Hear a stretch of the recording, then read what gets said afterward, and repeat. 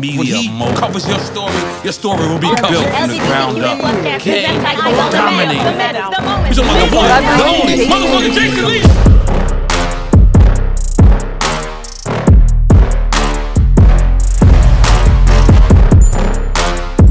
I'm excited about my next guest because, you know, anytime I have a person on the show that I don't know, never know where that's gonna go. But when I have somebody that I do know, I know that I'm gonna go all the way in my bag. This next guest is somebody who many would say is a reality star, an artist, some will call a ghostwriter, and we're gonna get into that. But he's my friend who I've actually kissed on camera. Give it up for Bobby Lytes.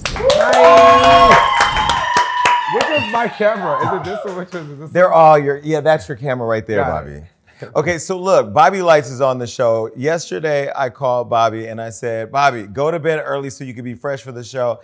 And you were reluctant. You were reluctant. What was it? Where did that come from? Because I feel like we're good enough friends. What made you say, I'm nervous about doing the show? So, I'll begin with saying this. Jason, you're an icon, you're a legend. You're my friend first, absolutely.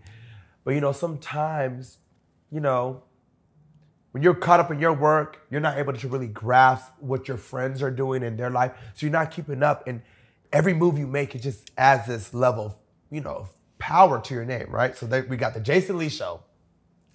Then I'm like, he got Kiki Palmer, Black China, Cardi B. I'm like, am I big enough? Am I good enough? Have I arrived? Am I worthy enough to sit on the Jason Lee couch? So that's what it was. I think I was feeling I was nervous. But this is the crazy part, and this is what I will say. I had talked about on Facebook and somewhere, podcast or somewhere, that I sometimes suffer from imposter syndrome. Like, I know all I never know what that word is. What is imposter syndrome is where you don't believe you belong in the room. Like, that is what I suffer from. That's what I'm saying. So when you did that yesterday, it reminds me of sometimes when I find myself in spaces, because I know all the work I've done and you know all the work that you've done, but I still will find myself in some rooms where I'm like, oh my God, they're gonna find out I don't belong here. Oh my God, I don't believe I belong here. Or I don't want them, or sometimes they'd be like, that's Bobby Lytes. Ain't that bitch a motherfucking crazy motherfucking cokehead bitch? But it's crazy because people will say what they want to say about us, but it's what we say about ourselves and how we see ourselves that matters. And I thought, like, when I called you, like, excited that you're coming on the show and you're like, are you sure I'm big enough? And I'm like, yo. I was like, you don't want to start off with the podcast? No, but let's be very clear. I mean, you've done a lot of work, and I met Bobby years ago, and we all know him from Love and Hip Hop, and he's on this new show over on E! Crazy House of Villains, which we're gonna talk about. But you know, you've done a lot of things, not only for you as an individual, but for the gay community and the gay culture. So I do want to give you your props. I met Bobby the first time in a club in Miami. I was walking through, I was on Love and Hip Hop. I was probably 3 sizes. He was famous then, I wasn't. I recognize him, I go up to him. But now we have a debate on, because I think you licked my face that day. You keep saying that you licked my face, but I'm not sure if you want to like admit that you licked my face. But remember, I'm not sure if you're actual, but you give top energy. Like, I'm just saying. Big top, put some respect on it. Okay, I'm gonna say, so I think that you seen a little, you know, light-skinned cutie, and then you may have not known. You thought I was trying to fuck you that night? No, I don't know what, I think you just had one too many drinks, and you went like this, and you licked my face, but guess what? I was like, I love it. And and before I can even go to lick his face back, he's like, oh no. I'm like, wait, how do you get to lick my face? I was like, that's when I knew Jason Lee is literally. But what that moment, what I loved about it was I was given that big top energy, very confident being gay in a gay club in Miami, and you came up to me and gave me my props. And Bobby, then I could tell, I mean, I didn't know who he was, I didn't know what he did, but you could tell you had this energy about you where the world was gonna see you. And I think you even said something like, you'll see me soon. And yeah, because I had just got casted for Love Hip Hop Miami, but it took 2 years before it came out. We had to do a pilot, and it was a whole thing. So when did you know? So we know that your cousin is Trina, famous hip hop trailblazer, Miami. I mean, she's Trina. Legend, icon. She's an icon. So you were always Trina's cousin, but when did you know that you wanted to be another star in the family? So fun fact, I'm not even sure if I've talked about this on interviews before, but Trina and I didn't know Trina was my cousin until like I was like 16, 17. We never grew up together.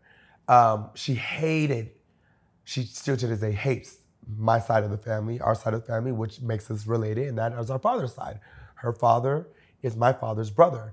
So one day, it was around Christmas time, my sister happened to go up north, because I'm from Homestead, up north to spend time with our grandmother and in Miami, and which is 30 minutes from Homestead. Anyways, long story short, she called me, she's like, Bobby, guess who our cousin is? She just came and said hi to our grandmother just to come by. And so my last name is Wade. So I'm like, Dwayne Wade? Bitch, we from Miami, Dwayne Wade? Well. And so then she's like, no, it's a female. I'm like, who is it? She's like, Trina. I'm like, the rapper? And then I queefed out my mouth. It happens. It happens. So, and then I'm like, Trina, like, you know, she's then like literally like it was Kim and then it was Trina. And like, you never met her? Never, but I was a fan, ironically, you know, as a secretly gay man. And I still didn't come out of the closet until like 19, 18, but still, I was getting close to coming out of the closet. The point is, I'm like, what? So from there is when I kind of find out. Then it took a whole journey. It took like 5 years before I even got in her good graces. Like, I would come around, my first time I said, I see one of her bookings, I'm like online, this was MySpace days, I'm like, I'm about to go to this booking. And I went, showed up, bombarded my way through the crowd, everything, get in the section. I'm like, I'm your cousin. And she's looking at me like this, she's like. She probably thought you were some crazy fan. She thought I was insane. Yes. But you are insane. I am insane. Okay. She just, you know, I think she realized I was insane. That's what I thought. She realized. So anyways, I was like, you know, and then in that moment though, even though she was shocked, she kind of like verified with like people amongst her camp that are more like tapped into the culture, like family background, like because she really didn't give a fuck about that side. She would literally just close it out. And I think within that moment, that same night, they kind of were just like, I think that's your uncle, that's your cousin. Anyway, so from there, it was just kind of like, that was the beginning, and then took a long time. Fast forward 3 years, Love and Hip Hop happens. They were filming without me. I was never on the show. They were filming, Mona had a pilot ready for like a year. The pilot didn't do what it was supposed to do. They didn't put out the show. Then out of nowhere, one day, I caught wind that they were doing Love and Hip Hop Miami. And I'm like, what? So I reached out to anyone. I started reaching out, and out of nowhere, I find out that Felicia Monet, who is a big radio personality in Miami, is in charge of casting, basically because since she's from Miami, she was able to connect dots, you know, like kind of know like who's the who's of Miami. So I reached out to her, and I'm like, listen, this is my story. Trina is my cousin, my first cousin. She doesn't want to support, like I went off on this rant, this storyline, just like throwing Trina under the bus, trying to get like. And you didn't tell Trina you did that? No, I mean, I didn't have her number. She didn't fuck with me then. I was like, I have nothing else to lose now. At this point, it's facts. We are cousins. We are first cousins. We share the same blood. I'm like, fuck it, I ain't got shit to lose, bitch. I'm about to tell my story. I tell my story, and they reach out. They're like, we want to hear more from you. And sure enough, I get a Zoom call with Mona and the producers, casting directors, and before you know it, they had me film, and shit just went. I mean, it went from me being a part of her storyline to then they call me 2 weeks later. They're like, they have all the big wigs at VH1 and Viacom on the phone, like, how can we help tell your story a little bit more? We want to expand more to your story. We wanted you on a C storyline. Thought you were going to be B. Now we want you at an A storyline. And they gave me my own storyline. I made opening credits. The first gay man to make opening credits on Love and Hip Hop or any reality show, actually. Well, there was Milan Christopher. He never made opening credits. Oh, he didn't? Oh. He was on the show. No, I'm just saying he was on the show. Shout out to Milan. Hey, sis. But he never made opening credit. They never gave him. You're right. I made opening credit. I didn't even make opening credit. Yeah. I wasn't even a main star. I was like. I mean, you threw a drink on Hazel E. Hey, but anyway, continue. That's what made me love him. I was like, oh, he's me. Bitch, he's like me. He's like, bitch, I ain't put it, as long as I ain't hit you, that little splash ain't gonna hurt. Listen, let me ask you, let's go back to, so you and Trina both are related on your father's side, but did both of you get along with your fathers? Because your father wasn't in your life, right? My father's been in prison from the moment I was 7 years old. I don't even know what it is to hear his voice say, come on, son, let's do nothing. So do you remember him at all and as a child, like seeing him, playing with him? I don't. Nothing. There's one memory that sticks to me. It's a very vulnerable memory. I don't share this with a lot of people, but I'll go ahead and share it with you. There's this one memory. It's just so sad, honestly. My mom was in her broke down Buick. We were riding down the highway. She's calling, oh my God, why? She's calling, she's like, where are you? Like, and she was like, you're supposed to bring us clothes for school or something. And we stopped in the middle of the highway. I remember stopping in the middle of the highway and a car pulls up behind me and it's him. He's coming out with like a lousy bag from Sears. And he's like, here's his school clothes. It was like one outfit or like a shirt and pants or something. And she's like, say hi to your father. And like, I was confused. I'm like, this is my father. This is how I'm meeting him. Like, and that was the last memory I had of him. Like, it was so weird. We're on the highway and he gets back into there. He just, anyways, I don't want to talk about it. But that was the only time I've ever seen my father in my whole life. I'm 32 years old, turning 33 in 20 days. But yeah, Which is like 24, 25 years ago. But let me ask you, because this year my father passed away and I'd gone on the Breakfast Club a couple of days before he died, and I was like very vocal that I had closure with my dad. My daddy issues were gone. And they were like, well, he could die soon, and you should make up. And I was like, no. And then he died a couple of days later, and I didn't go to the funeral, and I had closure. Do you have closure from your dad, your relationship with your dad, and do you have daddy issues? We're on season 5 of Love and Hip Hop. Season 4 last season. He was actually on the season. We were able to record like me video chatting with him in prison. That was the first time I seen him in so many years. It was more so of a storyline driven type of connection. I didn't really feel the need still, and even now, to connect with him. However, I have people in my ear, like my cousin Trina's brother, Snoop, who was the glue to the family. People in my ear, like just say that have his best interest clearly, but connect with him. God forbid he dies in prison, and you don't. And it does kind of get sad, but no. But you don't feel a need to have that connection, that father figure. And that's what I think also bothers me, the fact that I don't have that need. Mm-hmm. It's like, why don't you have the need? Well, clearly because he wasn't in my life, but it's like, I have forgiven him. I want to forgive him. I have forgiven him, but it's just like, I don't know. When you were raised, so you were raised. I don't know, it's just such a deep conversation. It's such a deep You were raised by your mom alone? And so what's your relationship with her now, and how was that experience watching her raise you as a single mother? Now, as an adult and everything, and just me being in my adulthood, knowing like what it feels like to pay bills, know what it feels like to take care of people, my hat's off to her. I want to give her the world now. So that's my whole concept in life now. Just like take care of her now. Mm-hmm. You know, I'm proud of her. Mm-hmm. Is she proud of you? She is. Mm.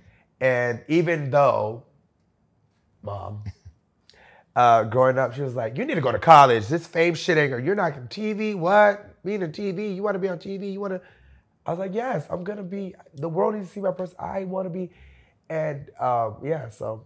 See, and part of why I want to take that and go all the way back to the beginning of when I first saw Bobby in the club and have gone to know Bobby, and let me be very clear, Bobby is a friend of mine. I don't, even like the industry friends, isn't that? Bobby's a friend of mine. We hang outside the show. We hang outside of this show. We hang. We're going to get into all the fuckery that he's gotten me into. Fuckery. But, you've always had this energy about you where you knew you had something bigger coming, even from when I met you in the club. Does that come from growing up as a child without having a lot and having this ambition and desire to get it all? Or is it that you just saw entertainment like I did as a kid and wanted to be in that world? What was it that gave you the drive to like pursue all the dreams you're pursuing now? All of that. Everything you just said. Coming from nothing, having ambition to want more, wanting more, seeing others like, oh, they're eating it up. Well, bitch, I got that in me too. Let me get on the red carpet. All that. It was just a combination of all that. I think also, I do believe in destiny. I do believe that we all have, not to get too deep, but once we're born, our path is already written, low key, basically. And I think that part of ambition is just a subconscious realization. It's like something that we subconsciously are realizing that we belong in a world that may not be this, but it may be this. And it's like, I think that's just part of us being in alignment and on our path. So I think that, it was definitely, I think that, and we spoke about this earlier before we got, like, when you come from rock bottom, the only thing you can imagine is going up. You're not thinking, okay, well now I'm here eating noodles, now I want baked beans. Mm-hmm. No, bitch, it's like, now I'm eating noodles, bitch, I want steak and lobster. Mm-hmm. Like this, and especially when you're seeing it. I was a big pop culture analyst. I was like around for the Courtney Loves, the Paris Hiltons, when Paris Hilton called Lindsay Lohan a fire crotch. Like I was there, tuned in, media takeout before it was shit room. Yeah. So I was always in like, this is an interesting world. I feel like I can. So you had an affection for pop culture, celebrity culture. Yeah, I did. And I think that was just, me just knowing that I would eventually be a part of it. So when you were growing up, because you and I are both gay, but we've had different gay experiences. Mm-hmm. Like I don't believe I was born gay. I don't remember as a little kid being gay, being attracted to guys. That came over time. Oh, really? You always been gay. Yes. And you knew you were gay. So like, were you a little boy? I was a flaming little queer. Oh, from age 7.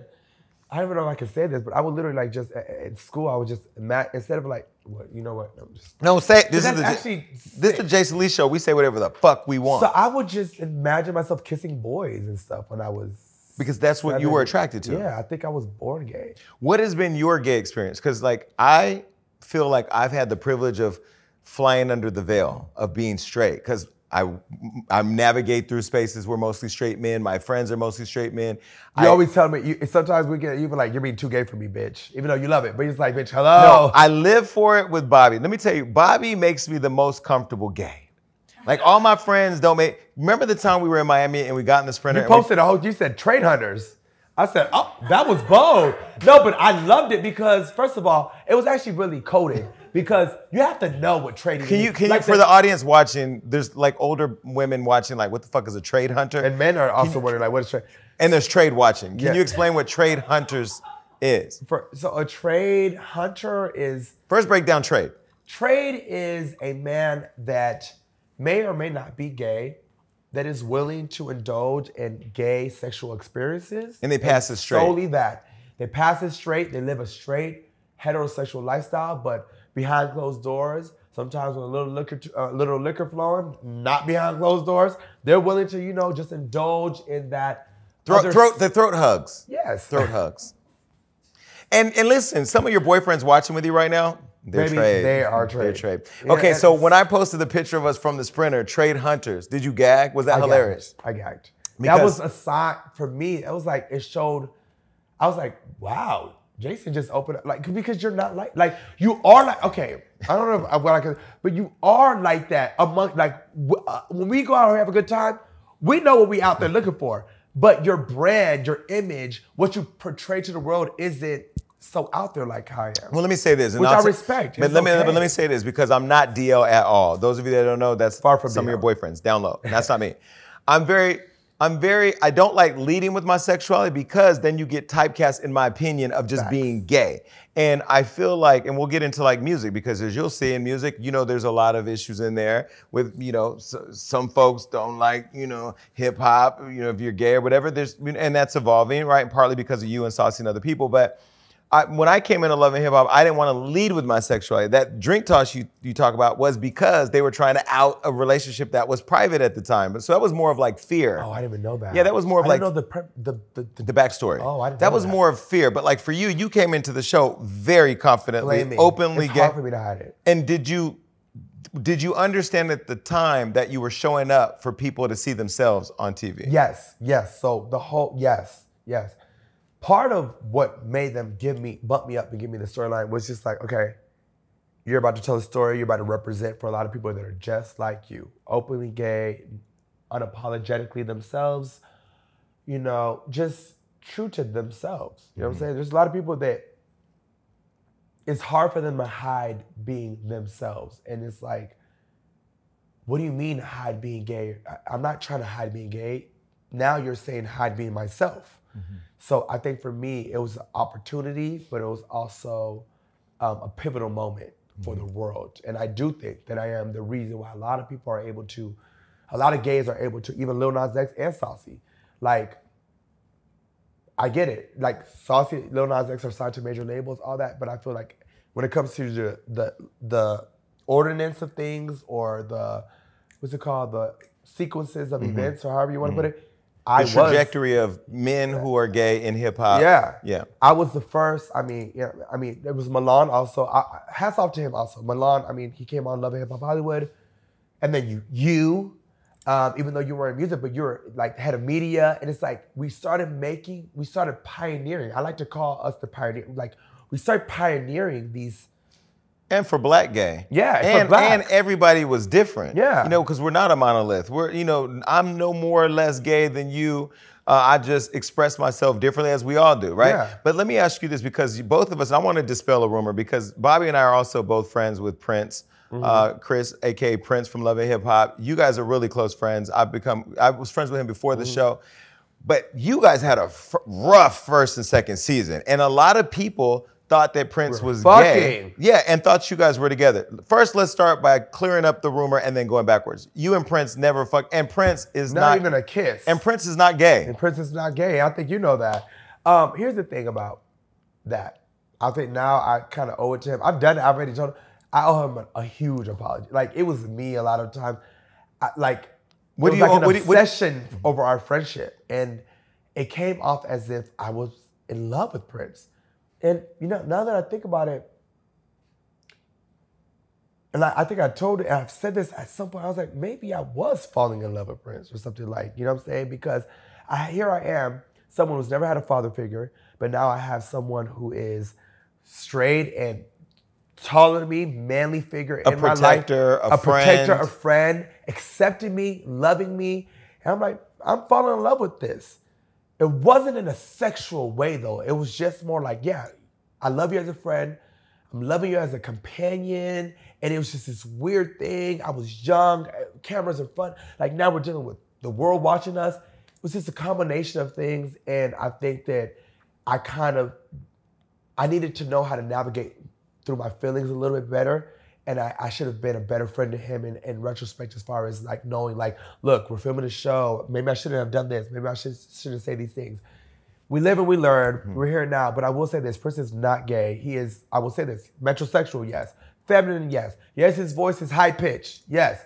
But he's not gay, And I'll say, as somebody that's been able to convert better than the US dollar to euro, I've tried many ways. I've seen people try too. Because I think Prince is an attractive man. Yeah, but what I love about him is his comfort level with the gays and the straights and the women, this and that. No matter how many times. And even when people would bash him, I mean, he took a bashing for being friendly to both of us, and he didn't care. I mean, it affected him, but he kept moving, and it would affect him. He became a loyal friend. Do you feel like people were just at a point where they weren't able to really understand how a openly gay, flamboyant or not man could be friends with a straight man and vice versa? Yeah, that was 5 years ago, basically. That was a lot. So we keep progressing. I think every 5 years we make a great, significant amount of progression.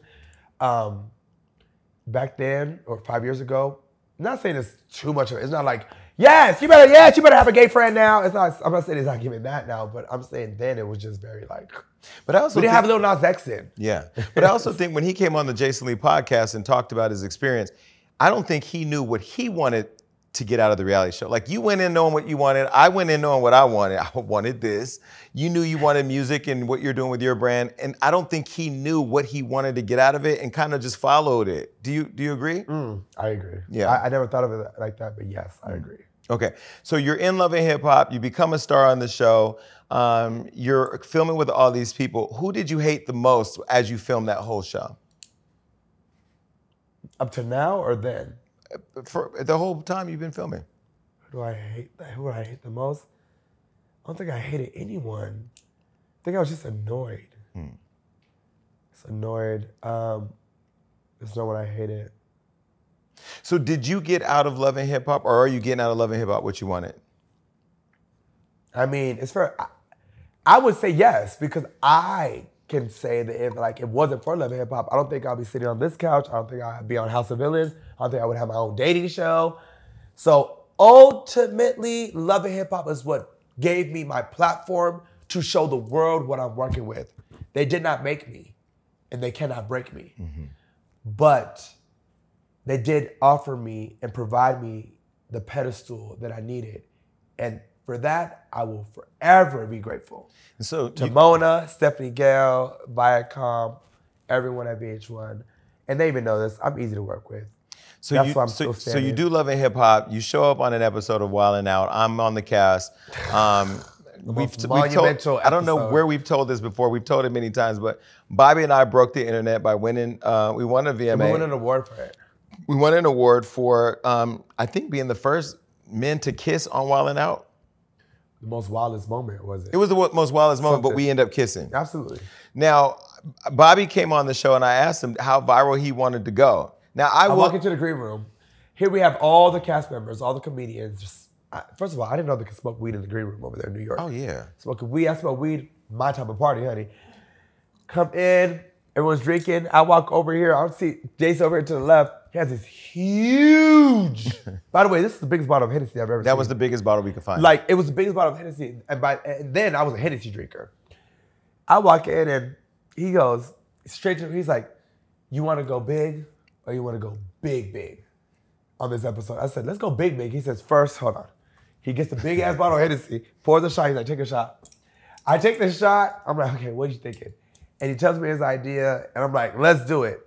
And I don't know how many weeks later, but we made history. We did. We ended up kissing and going viral. And what I would love about that moment was, one, I think, we did it for representation. We did. Because there are gay kids sitting at home watching Wild 'N Out what about us? Who never saw themselves. Yeah. And they saw that, but saw how everybody on the cast embraced us. It was a huge moment. And to be acknowledged about it, that's why I always give props to Nick Cannon and Wild 'N Out, because they push inclusion. But did you have fun on that episode? I did. That was one of the funnest shows I've ever filmed, aside from House of Villains. And then I remember you also went on The Breakfast Club and had a really good interview with Charlamagne. I broke a lot of barriers with that. Like, we talked, we got over the whole. First of all, I think Charlamagne.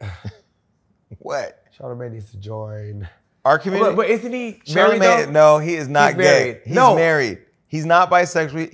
He's gay adjacent. Like, he plays around with us and jokes. We need to stop playing. Because some people, like, he's a Cancer, I'm a Scorpio. Yeah. I love Cancers. So you guys are compatible. We're the luckiest, Google this at home, guys. Luckiest match of the Zodiac. If Charlamagne could get a gay hall pass, would you fuck Charlamagne?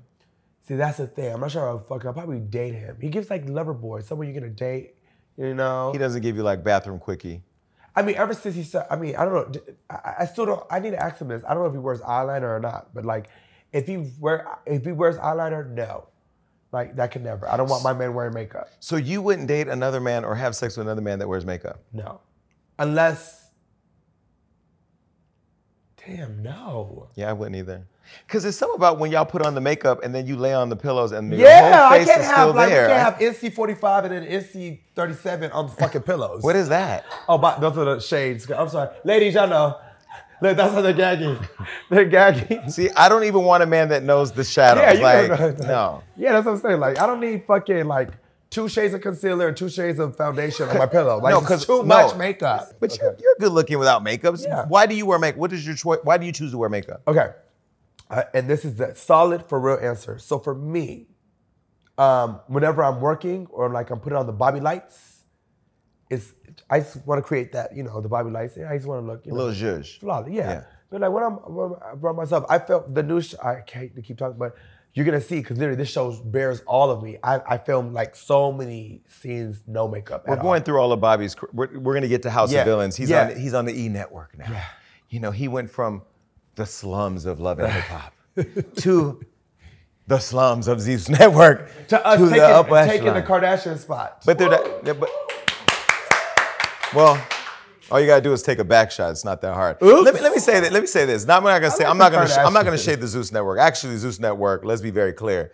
I love when it's for us, by us, and we're profiting off the stuff that we go through. Because Love and Hip Hop, they don't pay like Zeus pays. No, Zeus changed my life. And they don't give you the credit that you deserve as a creator. So let's transition real quick into Zeus. Bobby and I both co-executive produced, and he starred in. And we executive produced. That's what I'm saying. Executive produced, and he starred in Bobby, I Love You, Per.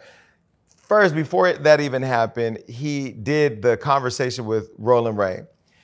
When he said, I roll around bitches like you, when he was rolling around in his wheelchair. First of all, he ate me the fuck up, chewed me out, spit me back into the chair, put me on his wheelchair, took me for a ride, put me back in the chair and said, what do you got?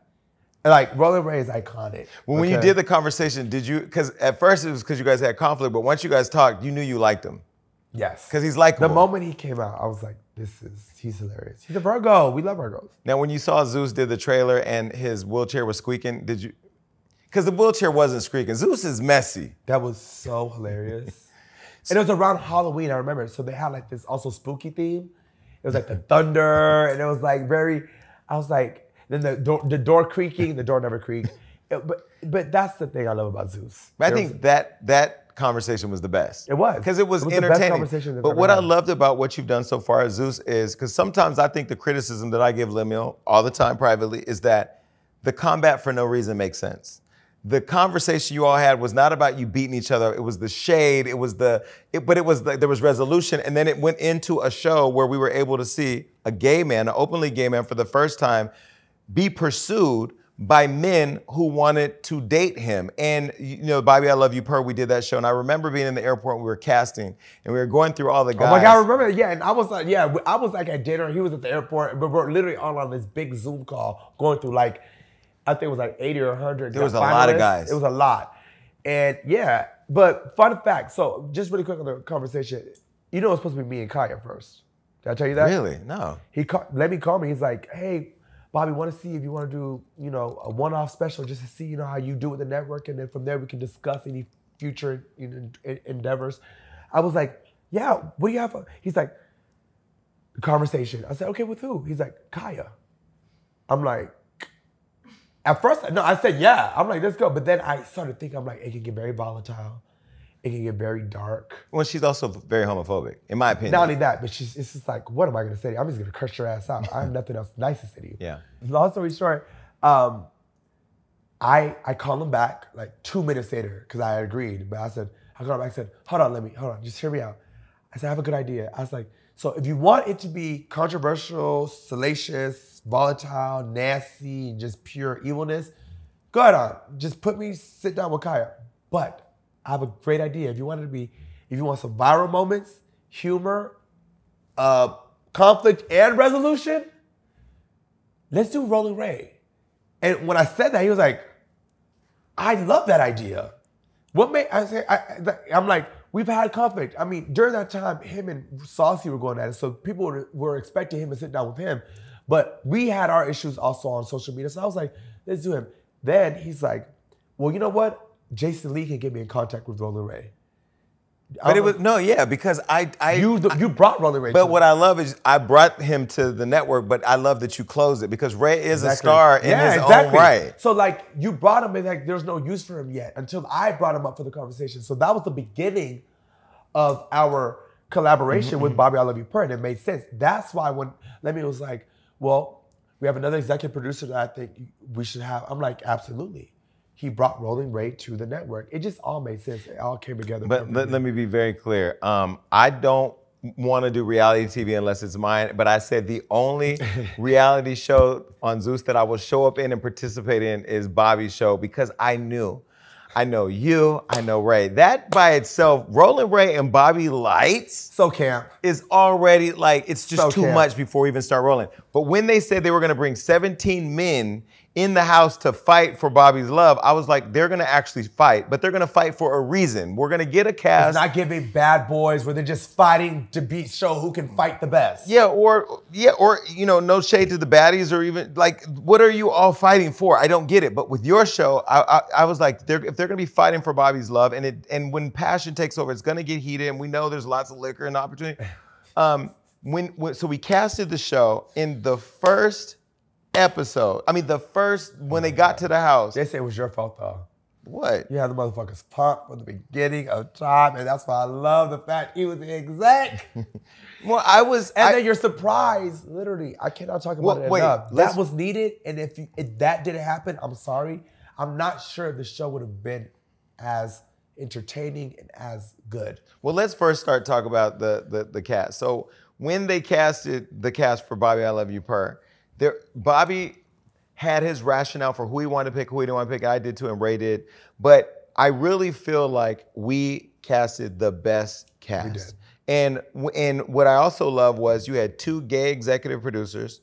You had a gay man, openly gay man, pursuing love with a house full of men. Some were questionably straight. Some were, porn stars and on OnlyFans.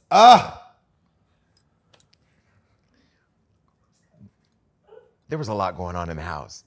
But the first... nothing. Shout out to all my content creators, honey. You guys helped me get my morning started a lot of times, honey. I love porn. Listen, I'm a Scorpio, I'm a freak. But if I have to do it again, which we may, we're not doing that again, Jason.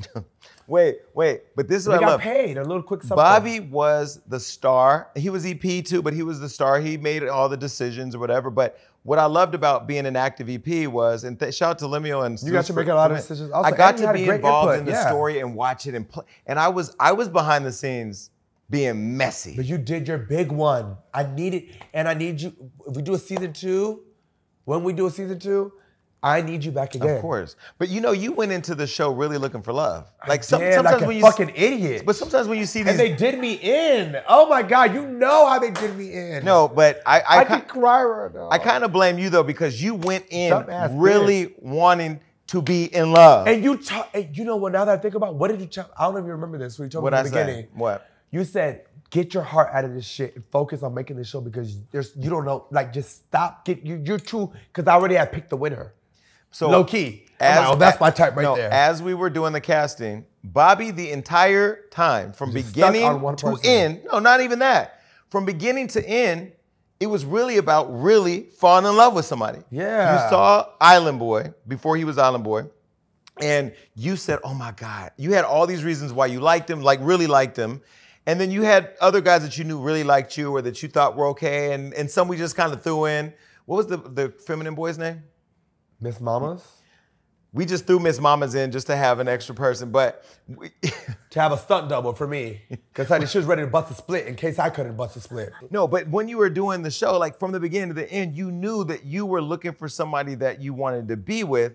And we were always fighting for you to really like be open to doing a show, not falling in love. Because I remember a long time ago, it was Mona who told me, if you really love somebody, don't bring that relationship on reality TV because the world gets invited in. Wait, so she told you that? She ain't never tell none of us that. It was either her or Stephanie Gill. I'm glad. And what's crazy is I had to learn that. Yeah. I wish I had someone to tell me that earlier. So you came in really, and then I threw a curveball by bringing in my ex, which it was a shocker, but guess what? It felt so right and it felt so real and it felt like that is what was needed for the show, period. But is it fair to say, I would argue yes, that was a real reality show? Like we didn't sit around and say, go do this, go do that.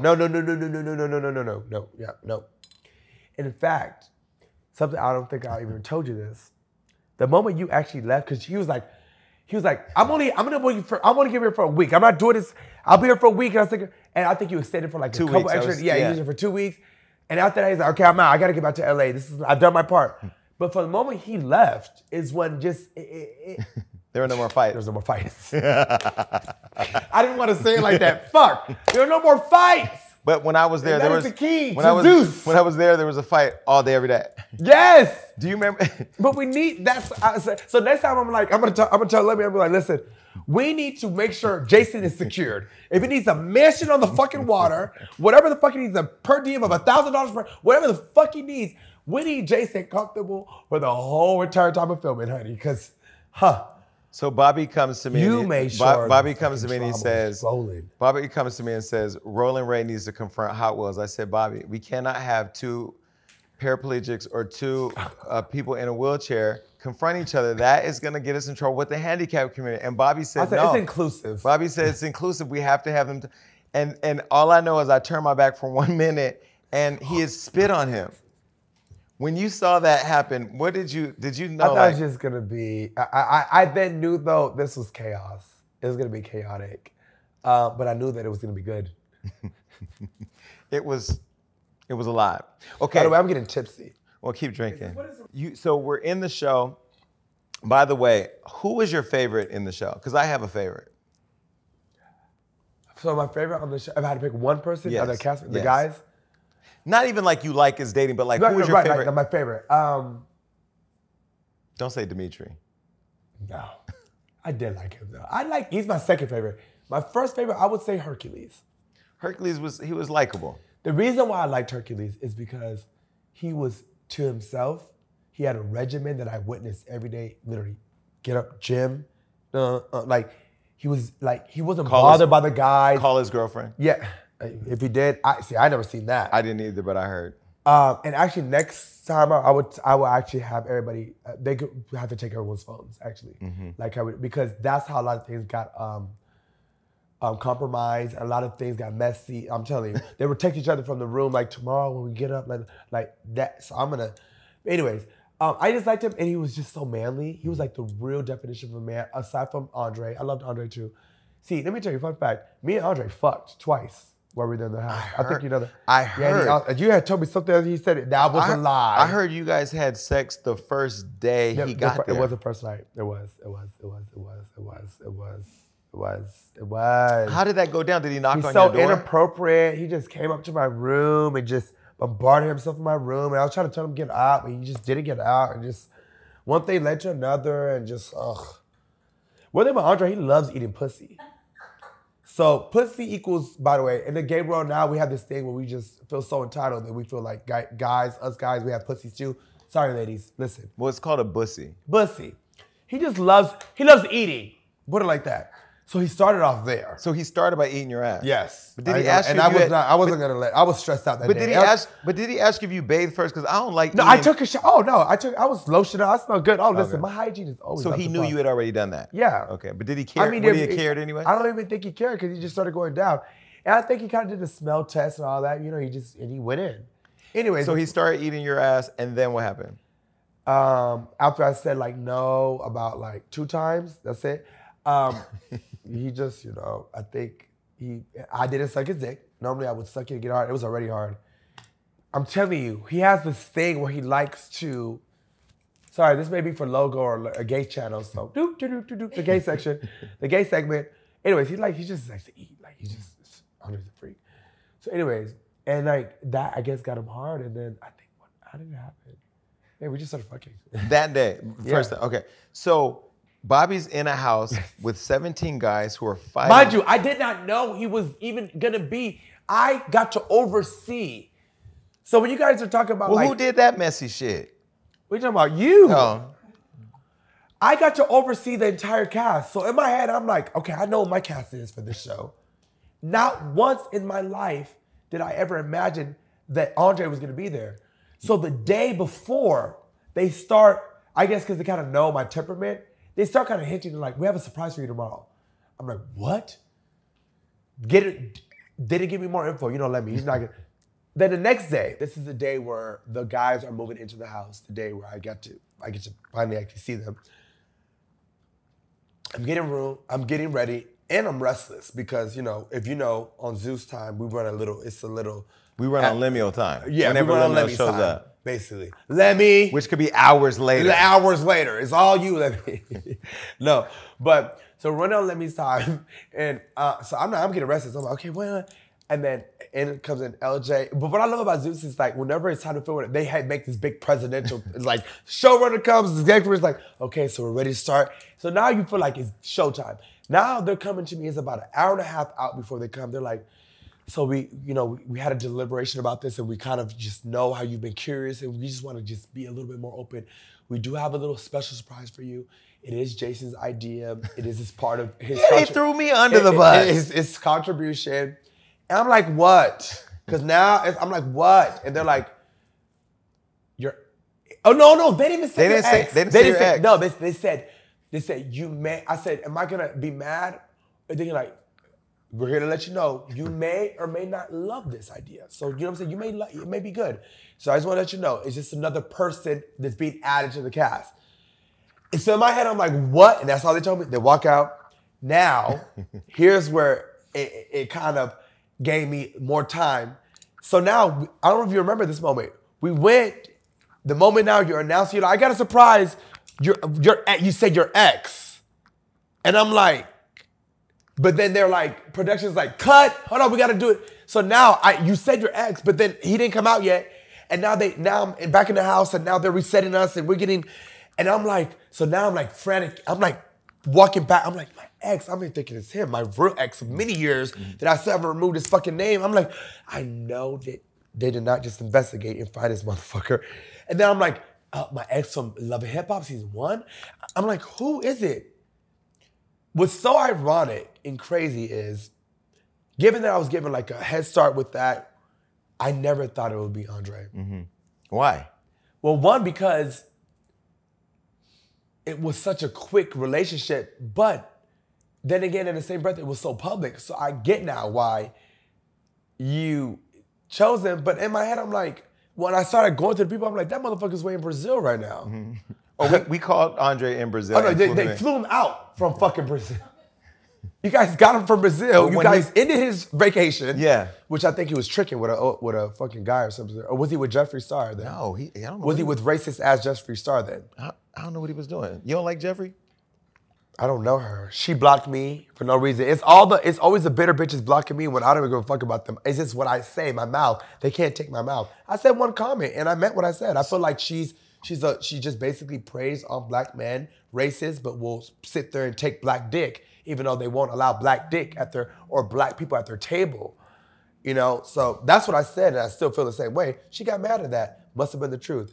Anyways, never met her. Have you ever used her makeup products? Why would I? I mean, she makes makeup for like children. She makes makeup for people that like just want to look like clowns. Halloween makeup. Yeah, Halloween makeup, absolutely. Yeah, I'll stick to Fenty by Rihanna. So Andre walks up, you gag. Beyond gag. I actually was happy because I knew I was gonna get fucked that night. That's the truth. Hold on. That's the truth. That's the truth. I'm like, yes! But hopefully I get some action. But you really liked Island Boy. Did that change at all? No. Did it make it harder when he walked up? Like, yes, it added to the competition. Now I'm like, now the competition is stiff. Now it's because I'm like, there's one person right now that my eyes on. I'm like, Hercules can get it too. Like, Hercules is manly. I mean, Hercules is a man. Yeah. I mean, no matter how gay he can come out, like how gay he can be now, how many collaborations he do, how much he wants to dibble and dabble, I feel like he just still exudes this manly energy. It's his height, you know, his body mass, his demeanor. He's a man, right? So you go through the whole show. You really want Island Boy. My favorite was Dingling.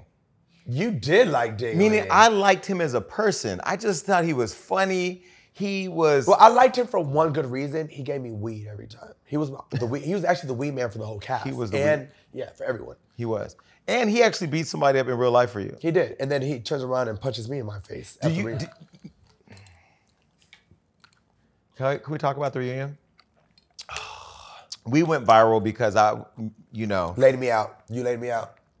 You had been drinking. I had been drinking. Everybody had been drinking. I was trying to host the reunion. I'm executive producer, host. Zeus. And it was chaotic though. It was chaotic. The entire day was chaotic on set. It was a lot for us. We were all stressed out.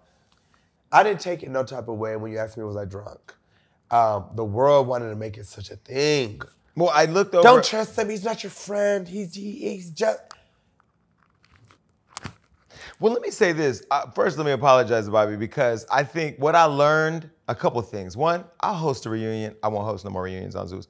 Really? Yeah, because for me, there's just no structure and there's you were co-hosting with Claudia. Yeah, but there was no... Even though it kind of seemed like you were the actual There was host. no containment of anything. You know, at Love and Hip Hop, they'll pull you off, pull you back on. Yeah. This was like all the animals were let out their cages and then they just sat back and just started eating peanuts.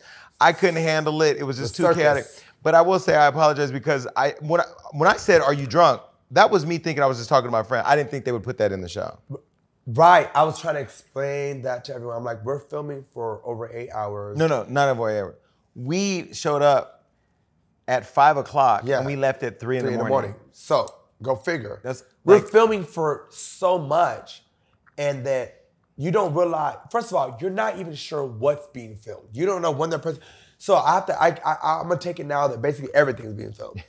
And you definitely are thinking in those moments, even like, are you drunk? It's like, you can even tell, if you know Jason, and I know Jason, it's like you were just acting like a moment, like, hold on, everything, like, are you drunk? Come on, he was just, and then they chose to keep that part. But either way it goes. But to answer the question then, because I freaked out and I was like, bitch, yes, I was drunk.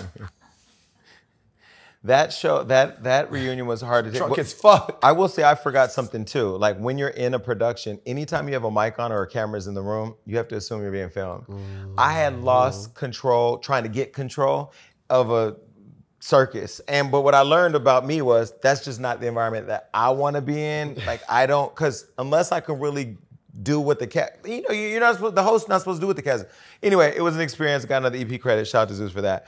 You and Dingaling had a moment in the show, in the reunion, where he punched you. Mm-hmm. Now, it almost hit me all the way. He did touch me, but he didn't really like connect because that would have been a whole other case. But you know, it kind of, and I was like, oop, I was able to, but he did swing at me, and I just can't believe it. That's just not supposed to happen to someone like me. While we were in the show, people in the show were hooking up. People were hooking up with the handler. People were hooking up with each other. And then after the show, after you picked Island Boy, him and Cash ended up hooking up and becoming a couple for, I don't know if it was for social media or in real life. And then it was for a short amount of time. And then they both were coming after you. Was that clout chasing? Was that? Clout chasing. It was disrespectful. It was just totally uncalled for. Lesson learned. It's part of what has me reluctant to even revisit doing another season of that show. I've been traumatized from it. Does it make you reluctant to look for love again on camera? Yes, yes, absolutely. Yeah, it was crazy. How do you date as a public figure? Because I find myself making mistakes. One night stands. Can't date them right now. Like, people just are wanting something unless it's genuine. Or I love, and I know you love these moments, when I meet someone and they don't know who I am. Have you ever had that? Yeah, but they really know who you are. They act like they don't. They do. They know who you are. I need at least pretend that you don't know who I am. Fuck. I don't want to. The last thing I want to hear when I meet a guy that I'm trying to date or pursue is anything about my career or my celebrity life. Or your cousin or friends or anything. I don't want to hear you like the biggest turn off to me, it makes me cringe. We can have the perfect date and you bring up, I was like that one time where you're, I don't want to hear about the one time with nothing. You're not supposed to know about any of that. Like you just act like you're just meeting me as a regular person in real life. I miss that. So you're down with one night stands? Oh, I'm doing one tonight here in LA. How? Where are you finding that? I'm manifesting it. I don't know. Because you told me yesterday Jack is right. Are you on the apps? So, fun fact, I just got back on Jack like about a year ago. It's fun. No, because how? It is because they think, half of people think that it's not you. They're like, this is a catfish, so it's fun. So it's like, And then in my bio though, I put, if you want to find out if it's really me, I'll prove it if I like you first. So that makes a game. So now that makes him like, well, let me show him my picture. Let me show him. And if he likes me, he's going to prove that it's him. Have you met a guy on Jack that you brought to your house? Ooh, fun fact. Damn, as much as I've been, yes. Like probably. You let him come to your house? Wait, 3 people, yeah, 3 people, 3 times. And then you fucked in your house? Fuck him down in my house, honey. I do use the guest bedroom, but the point is, it is a little risky, but I have guns in my house. And listen, and I have this rule where I tell them, just being open. I always tell the guys, I'm like, no weapons when you come to my house. No filming. Oh no, that's out the door. They know that. But no weapons. So I do this thing, and if I feel that they, based on the answer, they're gonna be like, what? I don't do weapons. Oh God, no. Like, depending on the answer. But if someone be like, damn, why not? I'd be like, oh, so you do have weapons, right? So now, when they get there, I check them right at the door with my gun right here. Like, I'm just too paranoid. I do. Or I have it right here on the shoe rack when they come in the door, and I just check them like, sorry, I gotta check. But that's just my safety precaution. Because after that, if you decide to try to attack me or whatever, I can fight you one-on-one. I can pull out my knife. I got guns. But if you have a gun in my house, damn, this is so sad that this is the gay life of Jeffree Dahmer used to eat people. Yeah, listen, and not only that, listen, especially when they know who I am. I don't know that they think I keep cash or that I have a big. And it's Miami-Dade. They robbing and killing out there. Yeah, but, shout out to Lil Haiti. Yo, Trina, you hear him? I'm just saying, like, she loves Lil Haiti. That's the best Haitian food. They don't play around out there though. They don't. They don't. But you know, I have a pretty good spirit of discernment. And I do believe in like vibe catching. I do catch vibes. I don't just get a number and be like, come over. I do spend some time, a couple of days at least getting to know them. I like to talk to them. I like to hear their voice. So you won't do a random hookup? I do ask for Instagrams. Well, will you do a straight hookup same day? Like, come over. I've done it. I do it all the time. Those would be the best ones. Do you let the one night stand spend the night? Until the sun comes up. Like you'll go to sleep with them? Yeah, they fall asleep before me. It's like we're both so tired, drunk. Chances are, so fun fact, chances are if I'm doing a one night stand, I'm drunk as fuck, okay? So is the other person. So like all we gonna do is bang, bang, boogie, boo, boo. And after that, ain't nobody getting up, putting on their clothes, ready to leave. We wanna pass out.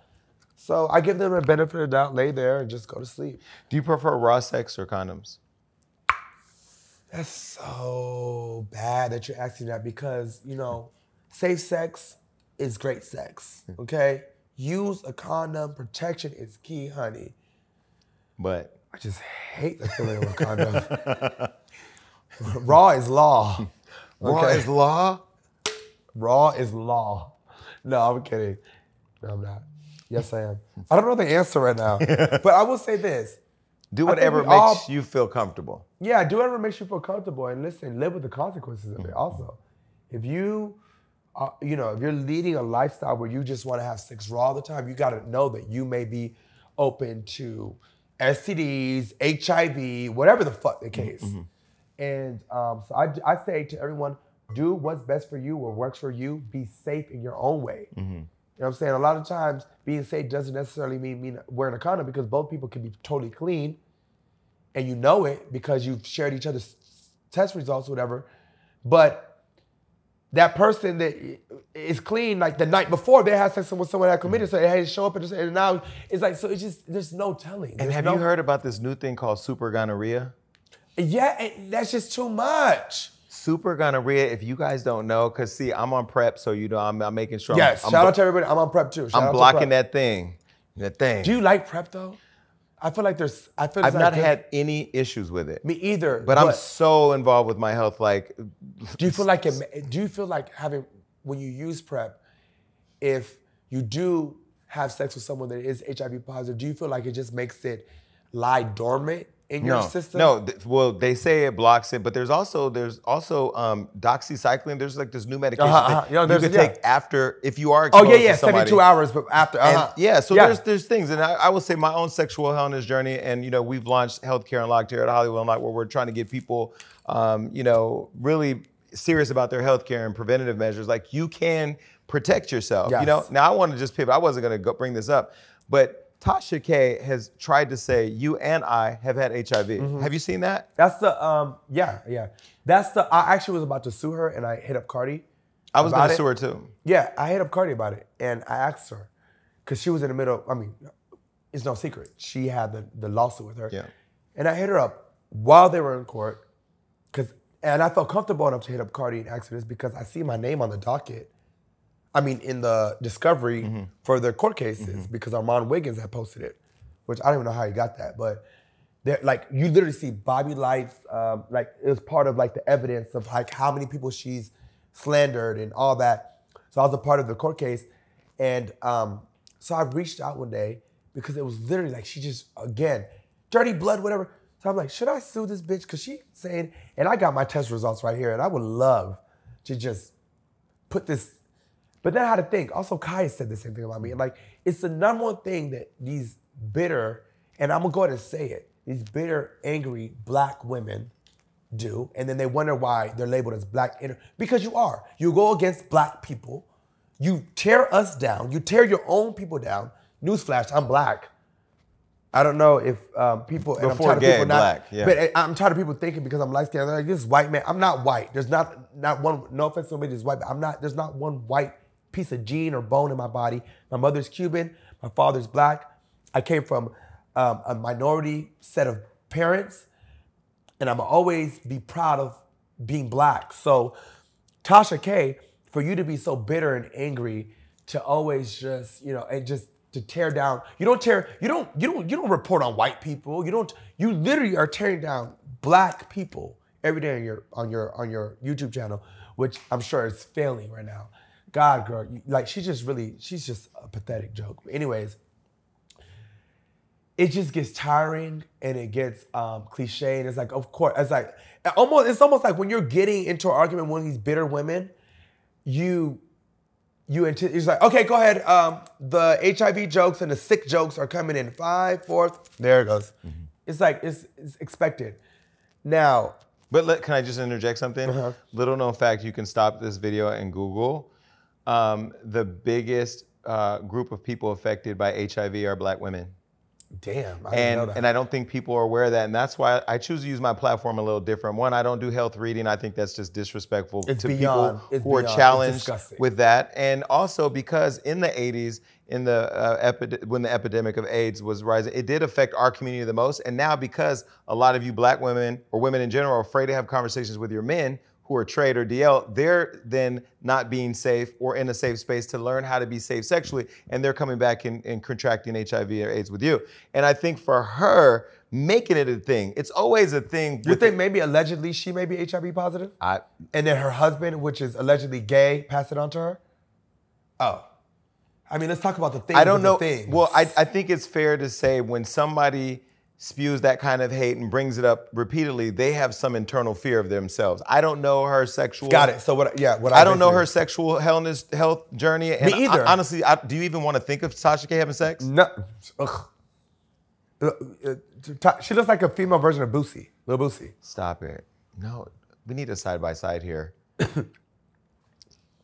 It's the messy reader right now. But you know, the reason why I chose not to sue her is she has $4 million debt already to Cardi B. And honestly, like... And I'm going to spend... Listen, I'm going to spend so much money going to court with this deadbeat bitch and then not get nothing out of it because, bitch, you cannot afford to even pay Cardi. So what am I really suing you for at this point? That's the real reason. Yeah. Well, I will say the next time she does... Her pay Cardi, bitch, because she coming for you, bitch. She's not... Cardi's not letting up. Her money is long. Her lawyer's going to beat you into the grave. Bitch, you better start making a payment plan or something. Well, I will say she's walking around still talking shit. I'm waiting for her to trip up because I'm going to take that channel. That's what I want. I want that YouTube channel. When you find yourselves dealing with some reality stars who think and act like they're bigger than a Rihanna, like Erica Mena, what do you think of Erica? Because I know you recently kind of slammed Love and Hip Hop in an interview with Angela Yee where you were saying, you know... Why would they air that? Why would they air that? But you know Erica personally. I mean, in my opinion, she's nuts. Oh, Erica's a fucking... She can be irate. Yeah. Yeah. She's a Scorpio like me. But when she called Spice a monkey... inappropriate. Did you believe it was racist or inappropriate? See, that's the thing. I feel, and this is gonna get a little deep, but I'll make it quick also. I feel that I feel that being racist and being colorist is two different things, although the average person or human being will label it as the same thing, right? You'll be like, you're colorist, you're a racist. I don't think that if you are a colorist, you are racist. I also don't think that, you know, what she said was racially driven, but it came off as racially driven. By how she delivered it? Yes, by how she delivered it and by it coming from her. If Yandy would have called Spice, you blue monkey, shit would have went. It just would have made. It would have just been. It would have been. I mean, when noise on Twitter, it would have been viral. But it would have never been.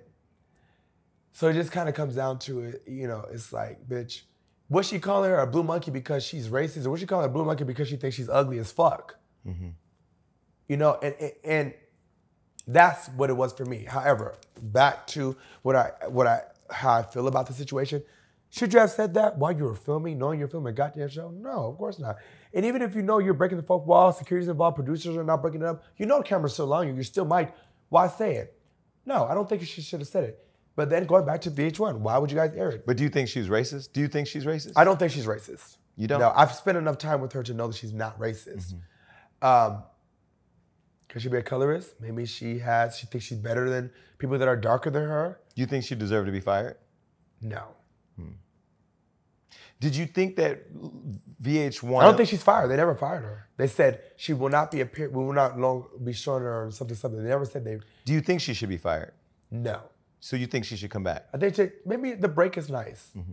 Now, when Love and Hip Hop did well, then after this, but hold on, just to answer. I'm sorry. I don't think if I were her, I wouldn't even come back. After this, but now I'm gonna pay. To me, I would take it as a sign. Like, Erica, if I were you, girl, I would just be like, this is my time. Bitch, she's been doing Love and Hip Hop for going on 15 years or something.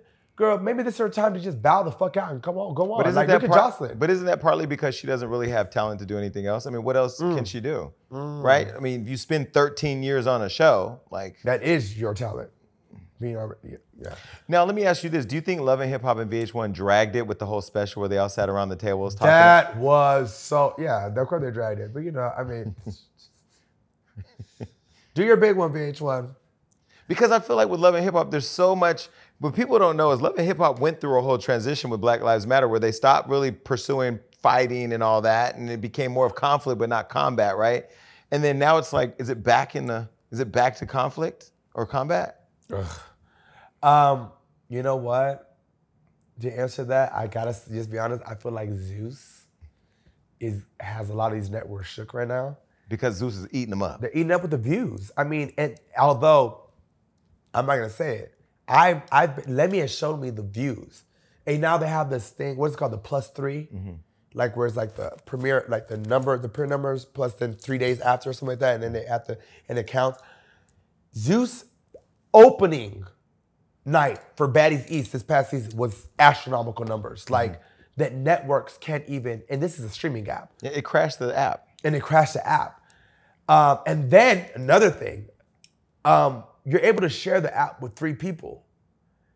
I know 2 of my friends that are sharing apps right now. Like, so it's like, it's not counting as, you know what I'm saying? Every person is subscribed, so well, at least subscribers is like, the views is counting, but the subscribers aren't really amounting because people are sharing the passwords. But do you think it's fair that Mona Scott Young got so much flack for Love and Hip Hop, but Lemuel doesn't get as much? I mean, Charlamagne just said that. I feel that what it is more so like, it's more like a thing where it's like, Lemmy's not, he's not denying any of it, and he's just like, look, you know what Zeus is already. If you want to come, nobody's forcing you to sign this contract to be on the show.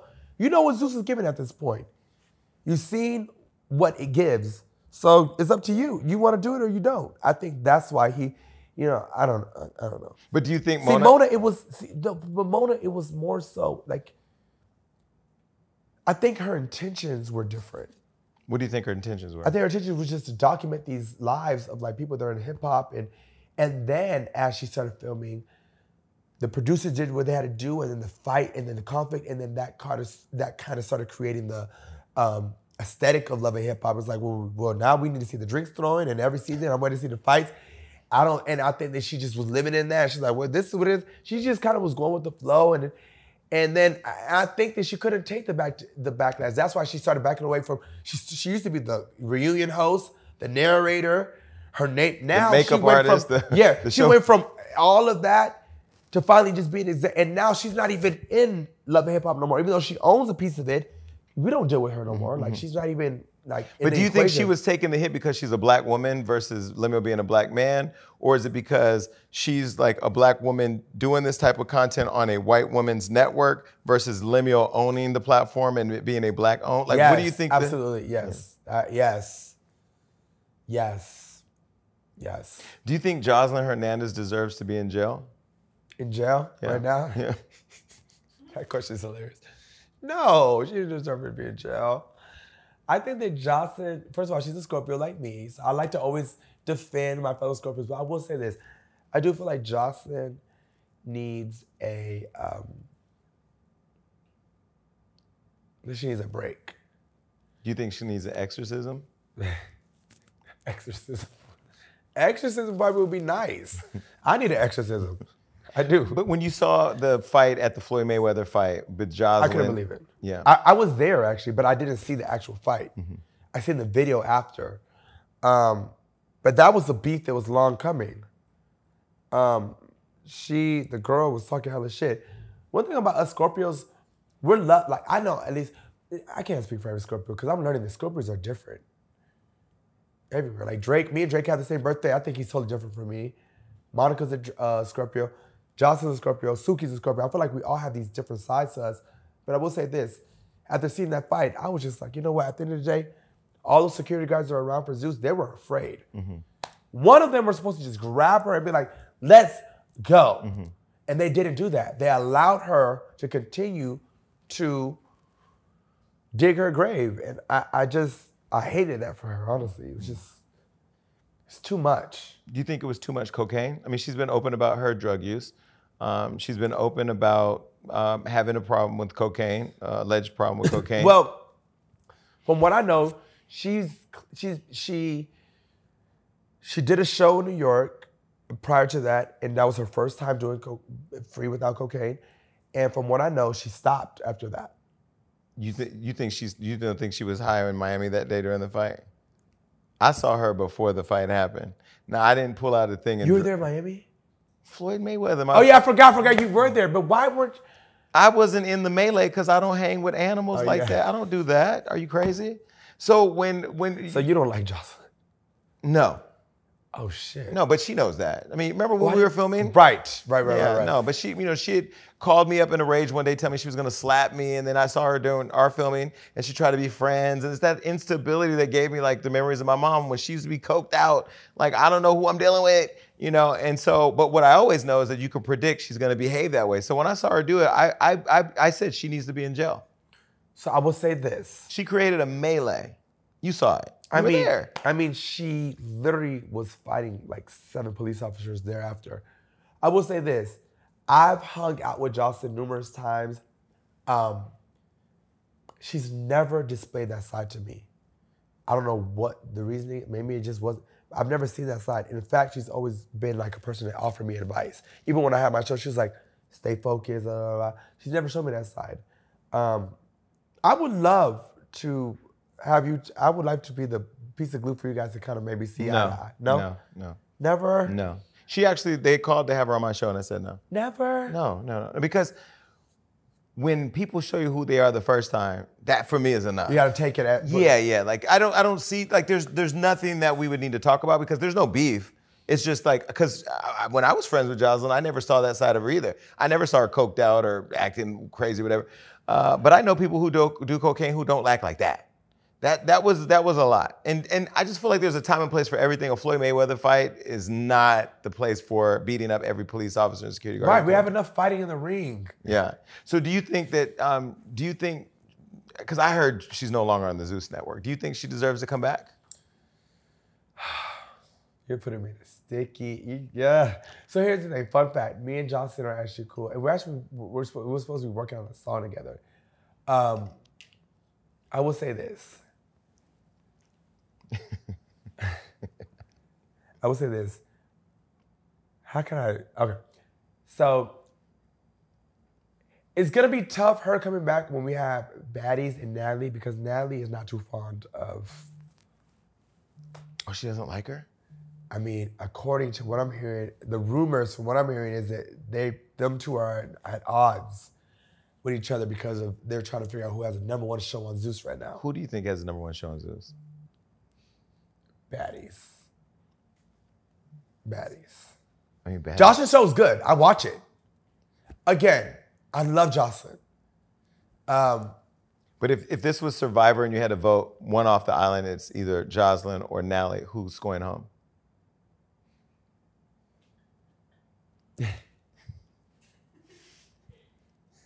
One has to go. You have to make the decision. Well, okay, fine. I'll be fair enough to say this. Now I gotta be real. I ain't gonna be too timid. Because Natalie is sitting at home right now watching like, bitch, vote her off now. No, let me tell you the truth. I'm gonna go ahead and say this. Natalie has bought me gifts numerous times. And I'm talking about expensive gifts. Mm-hmm. She just bought me a gift yesterday from my premiere for House of Villains. Joseline hasn't got me no gifts, you know what I'm saying? Like, I love her, like, down, but, so I'm gonna have to vote. Buy my Scorpio sister, I love you. So all it took was a gift, Bobby? I mean, no, I'm just saying, like, you know, like, if we're gonna be friends, I expect our friendship to be authentic and, like, me and Natalie spend time together, consistent. She supports me in different ways, you know what I'm saying? You know what I'm saying? It is what it is. Like, have you ever done cocaine with Joseline? Jason, you are nasty. Vicious, catty, Jason. Wow. I mean, you've been open about. No. Okay. I haven't. Do I do cocaine? Every now and then.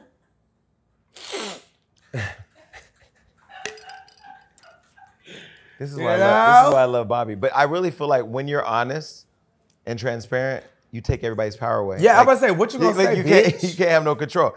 Have you ever done cocaine with Tommy? Mm-mm. Because, you know, there's Tommy don't do cocaine. But they said she's doing it. When I seen that, when she got arrested for that, I was shocked. She was really mad about that. I had to call her about it. I was like, I said, were you holding someone's car? Like, she said, no, Bobby. She was like, crying. She said, no, you don't get it. He was mad because I called him a fuck nigga. He said, watch this. He go. I said, oh, I get it. So basically in Miami or in certain places, let me tell you a fun fact. Police officers are allowed to give you charges that later on can be dropped or can be proven to be wrong. Prince went to jail twice for domestic violence and it was dropped Yeah, later, but they're allowed to do do that. They're allowed to, because in the moment, it's not up to them. It's up to the judge to determine whether that charge is valid. But to them, they can take you to jail for that. Yeah. And it's up to, ultimately, always the judge. And when you're famous, once you're arrested, it's in the news and people believe, once it's he on the did that blogs. on purpose. He told her, he said, because I will say this, Tommy's mouth, she's Gemini, in her mouth, she could say some things out of her mouth that'll make you be like. Let's be very clear. Tommy is a belligerent drunk. Do you remember the time you took me in Miami and her to that Art Basel event? And we go outside and she starts punching the windows of cars driving by. Do you remember that? Yo, do you remember that? Yes, that was not with Wendy Williams though. When Broderick, me, you, Broderick, and Wendy drove in the truck to. Yeah, but 11. do you remember? She was running up to cars just punching their windows, and we were sitting there, and I ran and jumped in the car and left y'all. She left us. You did because it was too much. But when you look at that, because like I feel like when we go out, we have fun whether we get wasted, drunk, or if you know a little bit or whatever. I really do that around you though, because I know that your tolerance for that, bitch. Jason Jason has a side of him. He's like, oh, don't calm me, all that. Like you don't like all that raw. No. You don't. Okay. But that's what I said with you. It's always fun raw. It's not violent raw. It's not like we have the same mission statement. No, we do not have the same mission. Trade honey. Yeah, but you get evicted out of clubs. I don't get kicked out. Very seldomly. Last time we partied together, Bobby got kicked out the club and FaceTime me and was like, come outside. I come outside. He's in the car driving away. First of all, I was waiting forever. No, because he found some dick on the street. I did. That was a perfect one night stand. So recently you were at the VMAs. How was it meeting Taylor Swift? Because the Swifties are a different type of animal. Yeah. And you got literally the best selfie with, you didn't even take the picture with Taylor Swift. She took a picture of you. So Lemmy took a video of this, and I never posted it. I just want to keep it sacred, but I do have the full encounter. So as I'm walking, I told Lemmy, I'm like, because we're in a break, and he kept like mentioning, I'm like, watch this. I was like 3 glasses of Prosecco in, honey. So I go and I walk up and I'm like, I'm gonna go say hi to Taylor Swift, fuck this shit. So I walk up, I'm like, this is a white Beyonce, bitch. I'm gonna go say hi to Taylor. So I walk up, and as I'm walking to her, she says something along the lines of like, I know you, or hey, I love you, or something like that. And I was like, and you see all this in the video, you'll see it. And I'm like, what? I'm like, well, anyways, I literally came to tell you how I love you, and I just want to get a selfie. She's like, let's do it, but let me do it. And she takes the phone from me, takes the picture. She does like 20 pictures. I'm like, oh, this is what I'm talking about. The white road is just so much sweeter and just loving, and you know, and in the black community, I feel like we dealt with so much oppression and just hate that we are on this. We have our guards up. No, I also it's not easy to go up to a black celebrity at her statue and receive the same. You gotta have someone that's like with her, a team of security, be like, hey. But like with her, there was no one around to do that. It's just like she's enwrapped in this world of love and acceptance, and she's just like, I'm at the VMAs. Anybody who's coming up to me is on my caliber. Like, I don't know. It's just a different world, and I'm just realizing so much about being in pop culture that I gotta make change. I can't just be boxed into like this urban side. Like the white world loves me too, honey. But you know what? Let me say the same thing a different way, because I've said, like, on my award show, the Hollywood Unlocked Impact Awards, I said on stage, the culture's not nice to me at times, as much as I do for it. And I really feel like I am embraced in white spaces differently than I am in our space, but I do love the culture so much that I would never abandon it. But what I will say is that, you know, you do get to a point where you're like, I need to evolve beyond where I'm at because there's other experiences to have. And I will say that sometimes I feel like we be so quick to hate on each other that the self-hate is real. So like when you go to give somebody love, they ready to attack you because they've been attacked so much. You like, damn, I'm trying to love you. Then you go have another experience, you like, ooh, it's euphoria. Yeah. But isn't it crazy how she's such an icon, but yet still so grounded? Rihanna, yeah. Right? Same shit, literally. So you took this selfie. Let me tell you about Bobby. So a few years ago, I went to the VMAs. I ain't gonna lie, they gave me some crazy seats. Bobby was asked out in the area with all the celebrities. You were the only person. My seats were up somewhere else, though. You were the only person from VH1, Love and Hip Hop, because me, Toya, we were all here. You were over there. We were looking at you walking around, and you know, you had your little cocktail, but that's when you were like in the heart of stalking Lil Nas X, and you were like right up on them.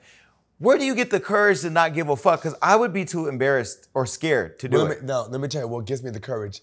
The theory and the concept of seat fillers. There's this thing they do at award shows where they have people to seat fill. So in my mind, I'm like, you don't need too many I'll just take one and move these bitches out the way. Let me just sit here.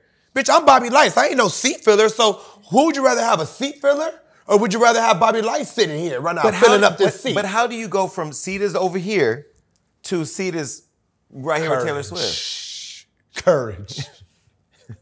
Do you just walk away with the confidence? It comes in the form of a liquid, sometimes in the form of a powdery substance.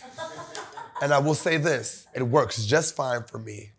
And then when you're walking and you see the security, because most of the time the security, they're black, they know us. They watch us. So they're like, he belongs to this Bobby Lytes. Because I'm going to tell you how I snuck backstage at the VMAs. I just walk like I'm Jason Lee. Exactly. But I don't have that courage to walk up in them stands like that. Because I feel like, do you know how they would gag if Jason Lee got kicked out of that section? See, that's the thing. I think in that moment, I'm not thinking about getting kicked out. I'm more so thinking of like, bitch, you cannot be caught dead in the seats that they gave you.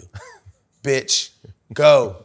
and you walk with a sense of I belong here. Yeah, exactly. You have to have that on you. They see, you got to have that. If you don't have that confidence on you. They can see it. Yeah, they'll be like, no, they'll turn you away as soon as, you got to walk literally, not even looking at, like, I'm not looking at there's no points that I have to, no, it's just straight to my seat. And you have the confidence, but I'll go back all the way to begin this interview. When I ran into you in Twist, you had that same thing. Yep. But isn't that like the 50% of success that everybody has to have? Because you can have the talent, but if you don't got that hustle and you don't got that drive. Yep, I agree. Like, even like, you can have Frank Ocean, for example. He's like someone that like barely has given us anything. But he's so big. It's like, so when he pops out, it's like, oh my God, Frank Ocean. I feel like Frank Ocean could have been bigger than what he is now if he would have kept personality. Going. Yeah, kept going and personality. You know, so I feel like it's a combination of all those things. Yeah, you have to have the confidence, the courage. You have to have that determination. So when you're at the VMAs, you saw there was a video that went viral. Kenneth Petty. Getting drunk, guys. By the way, I want to document the fact that I am getting drunk. I don't want you guys to think I'm just a lunatic just saying anything out of his mouth, which I am getting tipsy and drunk. Keep drinking. So Kenneth Petty does a video. He threatens to kill Offset. I've seen that. It goes viral. Disgusting. But started at the VMAs where you said, basically, I'm here. Disgusting. I was at the same VMA. I'm just so glad I didn't run into any of them. Oh, What'd you think of it? It was disgusting. I felt scared. I felt unsafe in this industry. It's like the fact that this is going on. It's like, for what? So confused. And then I didn't even know, well, maybe because I missed it because it was on Neighborhood Talk, that you and Nikki had exchanged words before. Years ago. And she has me blocked now still to this day. Why? Well, I know why I'm blocked. Well, it started from like just me having an opinion. I've learned that a woman like her doesn't like people to have their opinions if it ain't what she agrees with. Well, the opinion you said was, so Nikki jumped in the Neighborhood Talk comment, shout out to Kyle, and she said, Nikki said that whoever writes for a female artist thinks about Nicki Minaj and evokes Nicki's energy when they're doing it. You jumped in the comments and said, I don't. And then she's added you and said, here goes a bunch of clowns putting on the big red shoes to come in the comment section talking about, I don't. Man, shut the fuck up. You a ghostwriter and I'm a Russian man from the future. And then she blocked you. Yeah. So, yeah, you see, she said all that, and all I said was, I know. Like, it's like, jumps out the window. You know, she's, you know, I don't know her. First, I don't know her personally. Okay, so you know what? Before I get to showing my distaste for her, can I just back it up to when I was a Barb? Yeah. You were a Barb? Yes. Like, not like... way before I got on TV. Not like the terrorism we see. No, I'm not like the militia now. I was like, put it like this. Nikki would be blessed to have me as a Barb right now, to represent her in the light that she should be represented in. Right now she has a whole, I don't know who the fuck is behind these Barb pages, but it's a lot of divisive people, a lot of instigation, a lot of just irate terrorism. I'd like to call them a militia. Like cyber terrorism. Absolutely. Yeah. They've caused a lot of confusion and drama in my life when it comes to like my relationships with other people in the media. Like the Barbs, as we know them, are they're a handful. But you were a Barb. I was a Barb at one point before it evolved to what it is now. Is it because you respected her pen? I not only that, I just loved her music. I was in high school, in high school when she came out. Fun fact, I can tell you so much shit. I watched Nicki's career like start. You know, she did the DVDs days, all that with like Fendi and all that, like, you know, back in New York. I didn't know much of that, but when she came out with the, you know, the Warning remix she did, and then, you know, Itty Bitty, even before Itty Bitty Piggy, but like around that time, like I was there and I was aware of when she had a booking with Trina around their birthday time and the promoters didn't want to pay her any money. Mm-hmm. And they were offering Trina $10,000 and they're like, well, and Nicki was like, well, I'm not gonna do it. And Trina said, I don't even know, Trina might get, I don't know, but I'm telling you how the tea. Trina said, no, don't do her like that. I'm gonna split my money with her. And called her like, don't worry, I'm gonna make sure he pays you. She split her booking with her so she can come and be a part. And then that was that same year they had the matching bustiers. That was Nicki's idea. She had a stylist. She was like, you guys should both wear matching bustiers. And they did. You can Google it right now. It's on freddyo.com still to this day. They had matching bustiers for their birthday in Atlanta. That was one example. Like, so I've witnessed when Trina literally welcomed her with open arms. I was there when she did the verse for Ding-a-Ling on Trina's album. And I think that what happens is like, yes, Nicki, you evolve, you become, you get all these numbers, you do amazing, like you surpass a lot of female rappers, we get it. But it's like you have this sense of like, fuck you, I don't need you no more. And whether that's true or not, that's just not the way you move. So what initially had me and Nicki, who made her block me, was when I was vocal about the Baps music video with her and Trina. Like I said something about like, she should, I don't even fucking remember, but it was just something I said. Again, it was my opinion. She didn't like it and I'm blocked. Mm-hmm. Like still to this day, I'm blocked. Mm-hmm. No matter how you want to spit it, however you want to put it, she blocked me. She feels some type of way. She still knows, like, and then it's like you're not allowed to be a Cardi fan. You know what I'm saying? Like you can't support Cardi. And, so it's all these things that kind of just drew me away from being a fan, and I had no interest in being a fan no longer. I would never, and I could never, no one can discredit what she's done. Mm-hmm. We get it. You've done what you've done. But there is such thing as like character and, morals and integrity and things that happen behind the scenes that not the rest of the world get to see. So you guys are left hanging, like wondering, like just on the outskirts, like, well, is this, you guys, sometimes you have to be in the industry to hear certain things and know what people do. And that's what I feel like you know a lot more than you've even spoken about. I know a lot more than I will ever speak about. And it's just like, it just makes you make these decisions where you're just like, I don't fuck with you. Well, I went on record. You don't fuck with me, I don't fuck with you. I went on record to say in an interview that, or I think I said it online, that became a thing in the news, where I said, female beef right now is bad for hip hop. It's horrible. Because like what you say in the story of like Trina opening up to her and protecting her, I didn't know about that. When you see like the way that women in hip hop have evolved and supporting each other. And Cardi, I've said, this is not about Nicki hate, Cardi love. This is real fact. Cardi's my friend. She showed me love. But Cardi took the torch and handed it to other women. Yeah. So that way they could all be doing what they're doing. And I feel like the evolution of female rap, you saw Lil' Kim did her thing, had her era, then Nicki came and held it down for a long time by herself, and then Cardi came and opened it up for all these girls now. And Cardi doesn't even ask for the props. Like, she just does the work. Do you believe that the way Nicki and her fans are acting is bad for hip hop, or do you think it's just par for the course? Let me tell you one thing right now. It's been, from the beginning of time, the Barbs. It's the fan base. It really, in fact, I believe and I know within my heart, is what I know, or at least feel, I believe. I believe that a lot of her decision-making, a lot of her tweets, a lot of the things that she does and says has been driven by her fan base. She listens to them. She watches the tweets. She likes the tweets. She likes the tweets. She engages in the nonsense. And gaslights. And she gaslights it and she stays there. And then she acts upon that. And I feel like if it wasn't for this... But then how do the Barbs turn around and make us the haters, though? That's the part that I don't understand.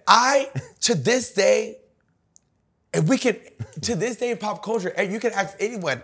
Everyone knows. You ask anybody secretly, they're not gonna say it on an interview like me right now in front of this chair, in a chair in front of the world.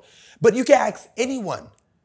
Which fan base right now in the industry, which fan base is deep, which fan base is evil? I'm just saying, that's one question. They're gonna say, you'd be like, which fan base right now is crazy and should be put down? Put down like euthanized? Euthanized. Like, you ask which fan base is the most loyal and most magnificent and most uplifting fan base? The Beehive. Or the Navy. Or the Navy. Yeah. But when you're like, which fan base is gonna beat your mother's ass in the streets, like they did Mariah Lynn's mother? Inappropriate. Who did that? Girl, the Barbs years ago. You didn't hear about that story? I remember when the mom got attacked, but that was the Barbs? Those were the Barbs. And it was all driven by the Barbs. Wait, so they might attack us too? Baby, listen, I'm gonna tell you like this. Anybody come up to me, there's consequences to pay. Whether you get one up on me right then and there or not, baby, best believe but we're laughing. Strapped, all that. But we're laughing, but isn't it scary when you see what's going on with them threatening to kill Offset publicly? It's gone too far, yeah, and it's unnecessary. It's just fucking rap and music. Like, why is it that Trina is able to welcome every female rapper that comes into the fucking game with open arms? I don't give a fuck about stats or all that no more. Let's talk about legendary status. Trina has it. Trina's not walking around with a fucking husband that's threatening to kill people and moving like a fucking gang.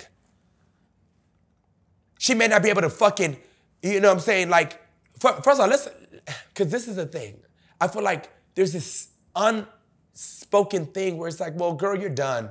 Lil' Kim, you're done. Trina, you're done. No, they're not done. Right. They have paved the way, and if it wasn't for those two, people would be able to talk about their pussy the way they talk about it in hip-hop to this day. I just posted and said that Lil' Kim, Foxy Brown, the Trinas, they crawled so these girls could, so Nicki could walk. Absolutely. Nicki walked so Cardi could run, and now Cardi's passing the torch on it. But they can't take when they start. But why can't the women embrace each other the way men do and just say, we are all queens of hip hop? Queen Latifah. I've been saying that from the beginning. I call all my favorite female rappers queens. One time at Cardi's birthday in Las Vegas, 2-3 years ago, whenever it was, Arabian, I did a video. I was like, the queen of rap, my Cardi, just say happy birthday to her. Oh, girl, it was just the block. You know what you're doing. She on her face, she can see she's not the. It's like, why can't I call who I want to? Megan is the queen of rap. Cardi's the queen of rap. Trina's the queen of rap. Lotto queen of rap. I feel like there are multiple queens of raps. There's not one. It's impossible for there to be one queen of rap. At one point, though, there was only one queen of rap. That was Nicki Minaj. She kept, for God's sake, she won Best Female Rapper how many times in a row at the BET Awards? But let's go back because you can't be winning it every. Okay, so let's rotate it. Let's have fun. Let's see the talent out there. That's all I'm saying. I don't know. It's just a lot to unpack when it comes to Nicki. I know she don't give a fuck. She probably like, who the fuck are you? But you blocked me. And I'm just like literally don't ever think about. I don't look back on that beef. I don't dwell on it. I'm here in an interview. I'm talking about it now. But I don't have no ill wills towards her. The thing is, her fan base and her can't be just her over there. Like they're the one with the ill will. It's not ever anyone else. I don't think it's me. I don't have an issue with the Barbs or Nicki's music or her. I mean, I am a Cardi B stan. That is not. Are you Barty Gang? I'm totally Barty Gang. I'm actually one of the captains of Barty Gang. Really? Yes. Because here's the deal. I'm not Barty Gang. I'm not. I'm Barty Barb. Gang. I'm Hollywood Unlocked, the Gag Nation shit, whatever. Barty Gang. Well, I would love to be Barb's and Barty Gang, but I can't because the Barbs hate me too. But isn't it crazy that you can't just love and support Cardi without being paid by a label? And I really feel like Cardi's done such a great job of showing us all who come from reality TV that like the world is literally possible, right? She won a Grammy. She won a Grammy. Can we give it up for Cardi B winning a Grammy? but I really, you know, Cardi was here on the show where I was telling her I was frustrated with her that she didn't submit WAP for a Grammy because she was afraid to be acknowledged. You know, because she allowed the online hate. And as I'm sitting here looking at you wearing the Beyonce shirts, which we're going to pivot to now, Beyonce, I used to be the biggest Beehive fan, like fanatic for Beyonce. And I realized over the years until the Renaissance tour came around, this album that's been such a blessing for our community, acknowledgement of the gay community and all that. Cultural impact. And gift, right? I really found myself not acknowledging my love for Beyonce because of how the Barbs ran with this narrative that Beyonce was running for me. And it wasn't that I was mad at Beyonce, it was just that I didn't want to talk about it because I didn't want to hear that. But that's what they do. Yeah. And that's what they've caused. And this is all that. But I'm back now. But I'm back now to acknowledging the Queen. Yeah, this is this is my Michael Jackson. And by saying the Queen, that doesn't mean that Rihanna's not the Queen. It doesn't mean that Adele's not the Queen. Like there's so many queens, right? But what I will say is Beyonce with the Renaissance. She's mother. She's transitioned from queen to mother.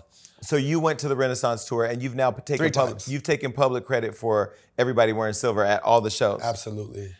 Period. It may have been listen, I set that shit off. So Beyonce didn't do it, you did it. I did. Okay. Beyonce. You know Beyonce sees everything too. She sees everything. Everything. I know she does. I know. This is Beyonce's internet. What did you think about Beyonce adding T.S. Madison to Cozy? Again, emotional moment. I love that. Like T.S. Madison's from Miami with us. Like she's from Florida. And I love T.S. Madison. And it was so just that. It's like, yes.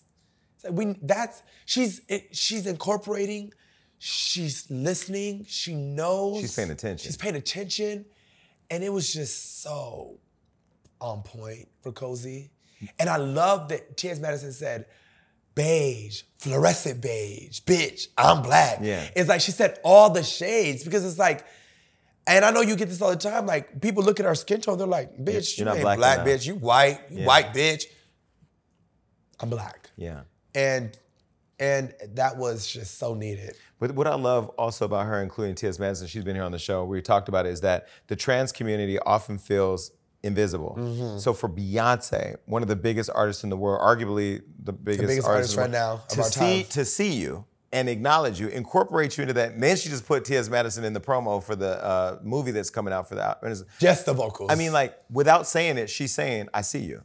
And I see your community. So I just feel like this is our era and our moment. But when you see that, doesn't that make you love her more? Absolutely.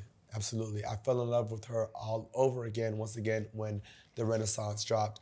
Every album she saves me, by the way. It's always like this point in my life where I just either feel like giving up, confused, lack of motivation, uninspired. And she drops the album and I'm re-inspired. I'm motivated again. I feel saved. And what I mean by saved is like... You did shrooms and went to Instagram and talked about I talked. It's the video's still up. And we're crying and the video's it was a still whole up, moment. And I still stand by that. So I'm never gonna take it down. I stand by that. That's my exact sentiments when it comes to her. And I'm glad that I posted that video because... How did she save you? She just made me, she gave me hope, and that alone is a big savior for me. Like, when you feel like giving up, the one thing that can make you not want to give up is hope. And she's given me hope, and she gives me inspiration. She uplifts me. I see her. I understand her. I want to work with her. I feel like she is, I just love Beyonce. So did the Renaissance tour inspire you? What did you think about it? What? The Renaissance tour? No, I went 3 times too. I went 3 times. I went Atlanta, I think LA. you went like 7 times. I went Atlanta, LA, and even flew to Seattle. I seen that. But that's what Trina wanted to do. She was like, I want to do a random where no one's But they gonna be fucked up at. the mute challenge. Well, guess what? But she said hi to you then. You have to go somewhere where there's less people so she can notice you. No, and I had to buy the right ticket because I bought Club Renaissance tickets while I was in the mix. She didn't see me. I did your seat, but on the opposite side without the piano. No, I bought so I bought tickets on the opposite side without the piano. She never came over there. She did it. So I said, I'm gonna buy those tickets over there. That's how I got it. Side A. But you know that made me fall back in love with it being okay to love her publicly. Yeah. Because oh no, I'm a fan. Like no, but when she blew, groupie fan, yeah. When she blew the kiss, I was like, what can you say? That was iconic. Yeah. And now she's like, I love you. Yeah. But when you saw the show, did you leave inspired? Absolutely. Inspired. Well, unfortunately, I fell victim to watching the clips on TikTok and YouTube of the previous shows. I couldn't resist. I said, I'm gonna wait until I see it, but I kept seeing so many. I'm like, so then I found myself one day literally watching the whole show from like Paris. And I'm like, I'm on YouTube. Someone uploaded the whole tour. The whole tour. I hated that. I didn't like that. Yeah, me either. But I love her so much that I'm like, I don't care. I'll watch it a million times. I just want to. So I'm like, I can't wait till August since you get to Miami. I want to see it. So I seen it, and from the moment I seen it, I was like, first of all, is Beyonce even real? Is she real? She's real. She is? Okay. But I will say that, this is what I will say. Beyonce, see, this is why when they— I love that we're talking about Beyonce. This is why when they compare Beyonce and Rihanna, they're two different people. Yeah, they are. They're both iconic equally to me. Absolutely. But Rihanna's relatable and you're connected to her. Beyonce is a mythical creature. It's mysterious. Because we don't know anything. She's real. We don't know anything. I Right? slammed Beyonce on Twitter for not releasing visuals for Cozy because how dare you do a whole album for the gay community? We're invisible and this is the one time you don't do visual. I mean, we're reading her. This bitch said, be careful what you ask for. Because I might comply. She drops the movie. I'm like, you're fucking But that's not even the visuals. perfect. I found out some tea. So I found out all the visuals are done, and they're going to drop it. Okay, so it's not with the movie; it's a whole other thing. I heard T.S. Madison was in them too. Huh? T.S. Madison. Oh, probably. But here's the deal: the NDAs on that project. My point is, she drops the movie trailer, letting us know like when you thought I skipped a beat. She's so Y'all good. keep up, right? She's so good. But that's what I think makes her iconic. That she's so much an artist, right? When she came out the ground singing "Dangerously in Love," didn't you just fall out? First of all, when she says the city you're in, she comes out before she's like, Miami, Florida. I love you. It's almost like that deep, and she does Southern it in that Houston accent. She does it in that voice where she's like, "I'm God." Yeah, and then there's smoke, and I'm coming out the ground. And by the way, let's not forget that you guys all fucking sold your arm, leg, rent, couches, some dick, and dick, and piece of pussy and everything more to be here today. So for me to attend her show alone, my ticket was $5,000 for me. Then just securing the Sprinter, having the photographer to get the content, the outfit, the amount of money I spent at the merch table. Because I was like, because you know when you do that, you get early line. Did you buy that shirt? I did. I bought. This is one of the shirts. I bought everything. I bought all the sweatsuits. I bought everything. First of all, I spent $2,300 at the merch table. But what I love $2,300. What I love, like a shirt for my friend, a shirt for this because they couldn't make it. 2 hats for like I bought so much shit. But I love how into it you were because not only were you preparing everybody, you threatened all of Miami. If y'all fuck up the mute challenge, I'm fucking all y'all up. And I'm pressing charges, and I have an ordinance against you guys. But you did the whole outfit down to the T. You did a whole photo shoot. People were dragging you when we posted you in the outfit, but I'm like, he actually heard the assignment and he did it, and you did it perfection. And she never asked me. She never mentioned anything about silver. I just knew I was gonna wear chrome and silver, and it was so ironic because 3 days after I go viral, she announced. Literally, you can look at 3 days after all the blogs posted me. She makes this post, which I would like to think that I inspired this. I won't say that she wasn't ever thinking about it, but I would like to think that I inspired this because it was just too ironic for me. And she was so specific. And so now the whole fashion industry that's now on a shortage of silver should actually thank you and pay you. Give me my coins! Give me my money. No, I'm playing. I'm kidding. When the queen speaks, everything else that came before is erased. You know, I don't give a fuck. Beyonce can steal my whole entire identity. I won't give a fuck. I might take it. Now, what do you think about Joseline shading your outfit? Well, you know, my response still stands. I'm like, you know, she was like, you did too much. I'm like, you didn't do enough. Right. You know what I'm saying? So it is what it is. I think she was just trying to be funny. Do you think she was high? I know I was high. No, I'm kidding. No, I don't know. Well, anyway, you ran into Mother's Mother, Tina Knowles. Yes, I did. And Tina Yahoo Knowles shaded the fuck out of you. Yahoo said, fans say Tina Knowles looks scared after being ambushed by reality star at Beyonce's said that concert. For real? You didn't see that? I didn't see that. That was a headline. They said you scared, which you did. I mean, clearly she was participating in the video. I didn't see that. Yahoo made Yahoo. That's like usually 58 million people that see something like that. Yahoo? Wow.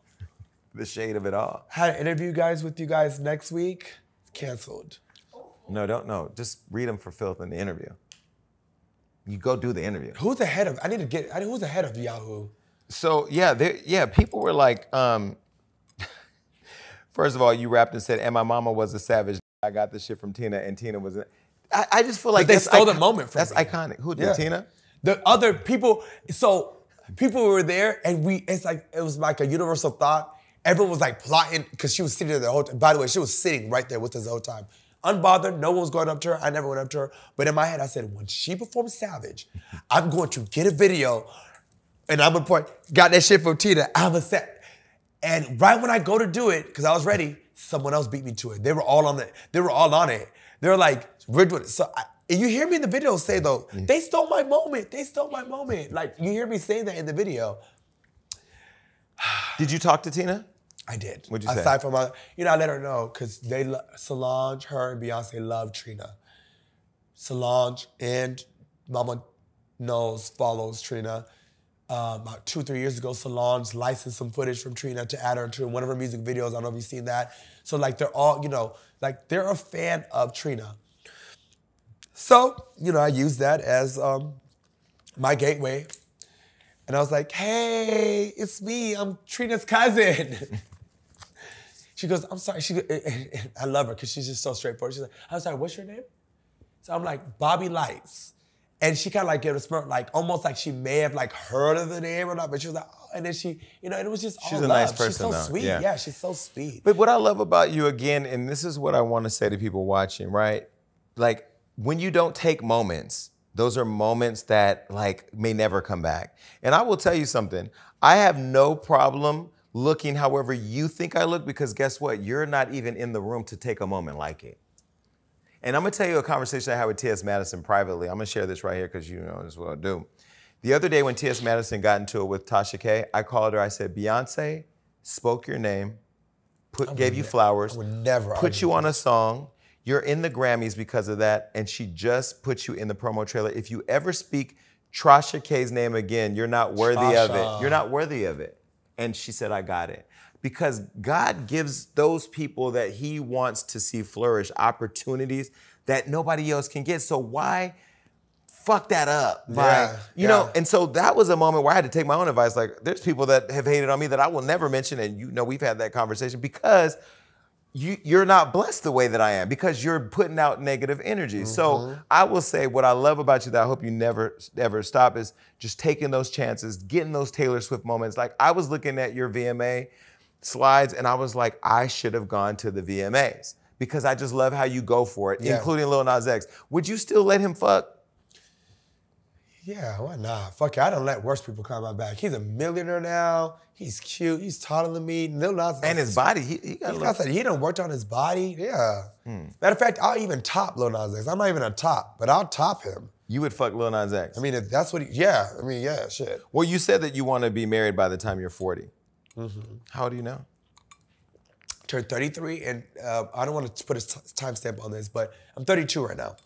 Okay, so Lil Nas 33 right now. Lil Nas X has a little time to get together. Okay, I got you a gift that will maybe. Did? Yeah, it's right here. Like the rest of the gas? Yes, you have a gift right there in the bag. Oh, this one? Yes.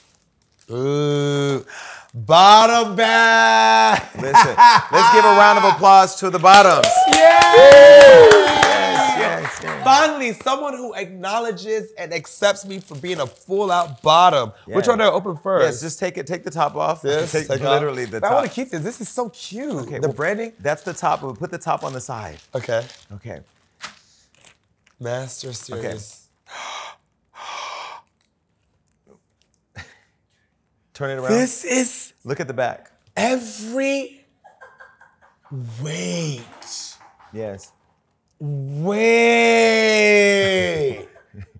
You think I'm not going to use this? Wait. Read it what it is.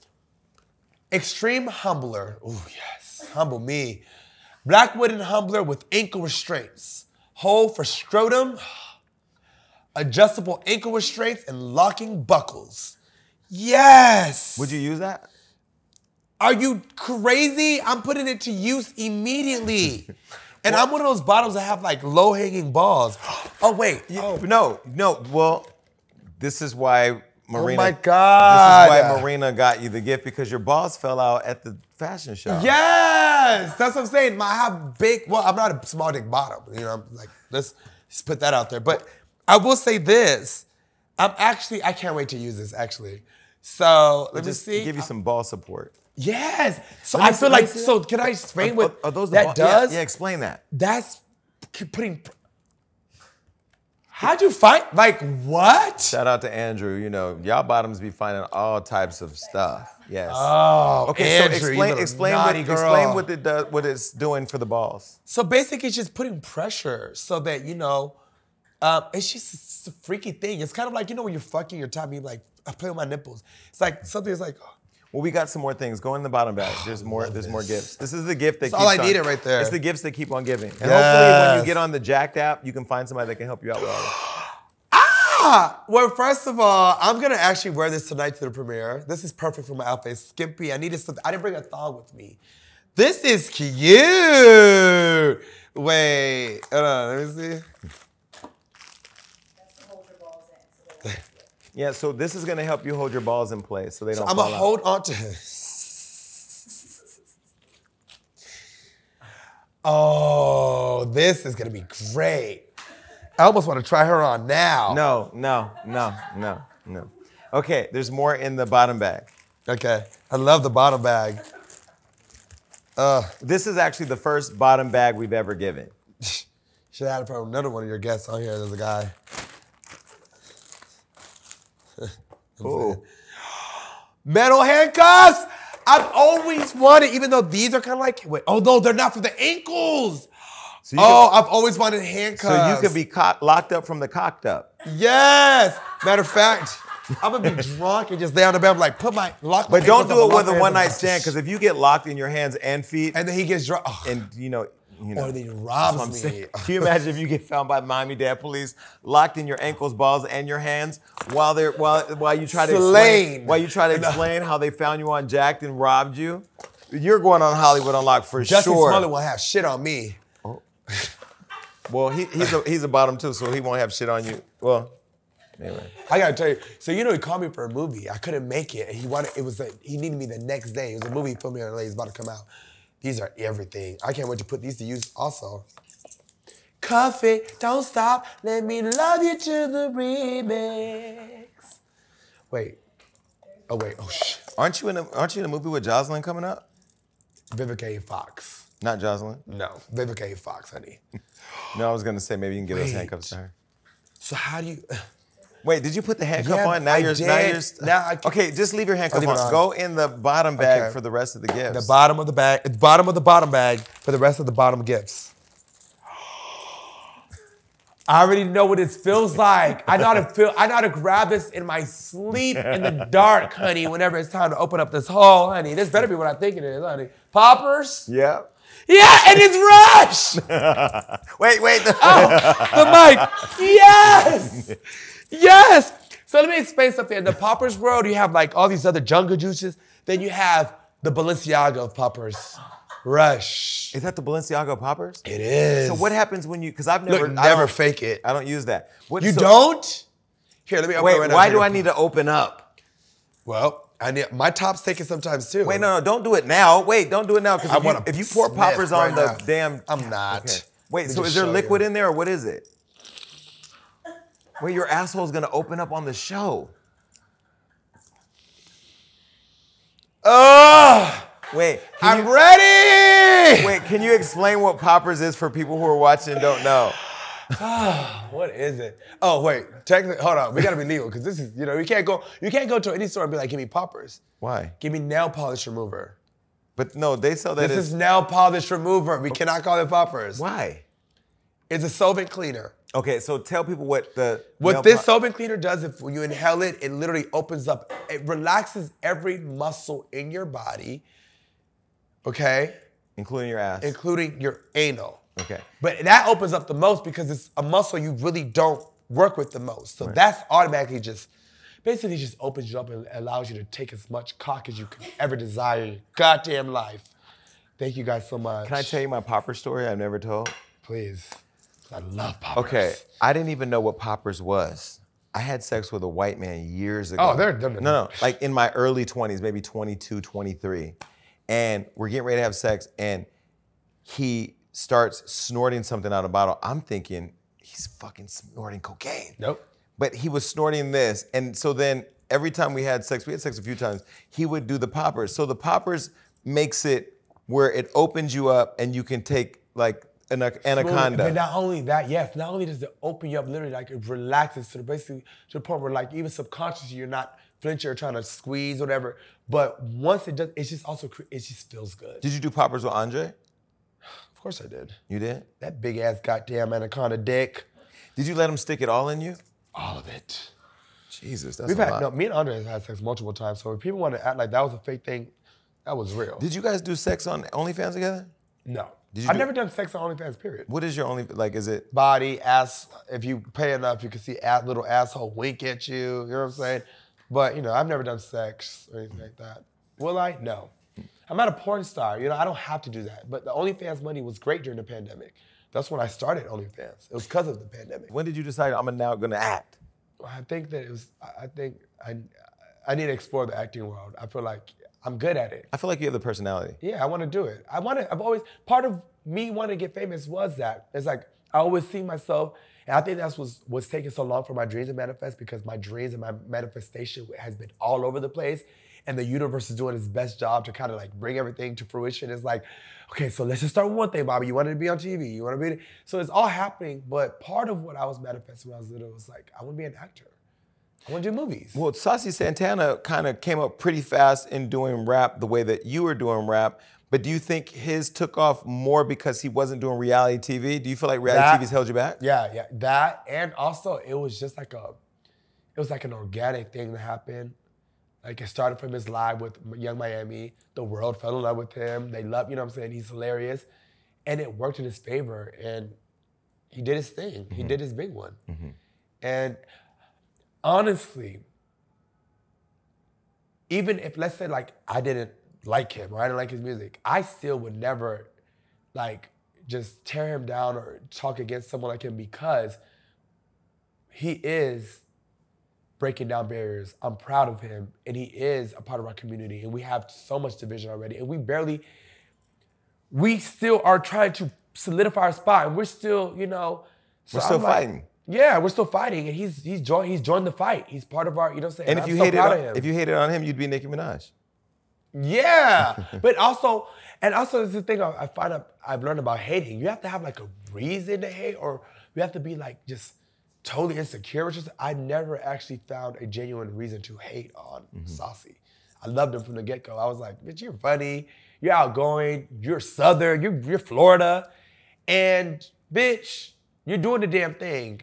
Have any straight men slid in your DMs, celebrities, though, to sleep with you? Yes. No one that no one would give a fuck about. Really? But they're famous. Like who?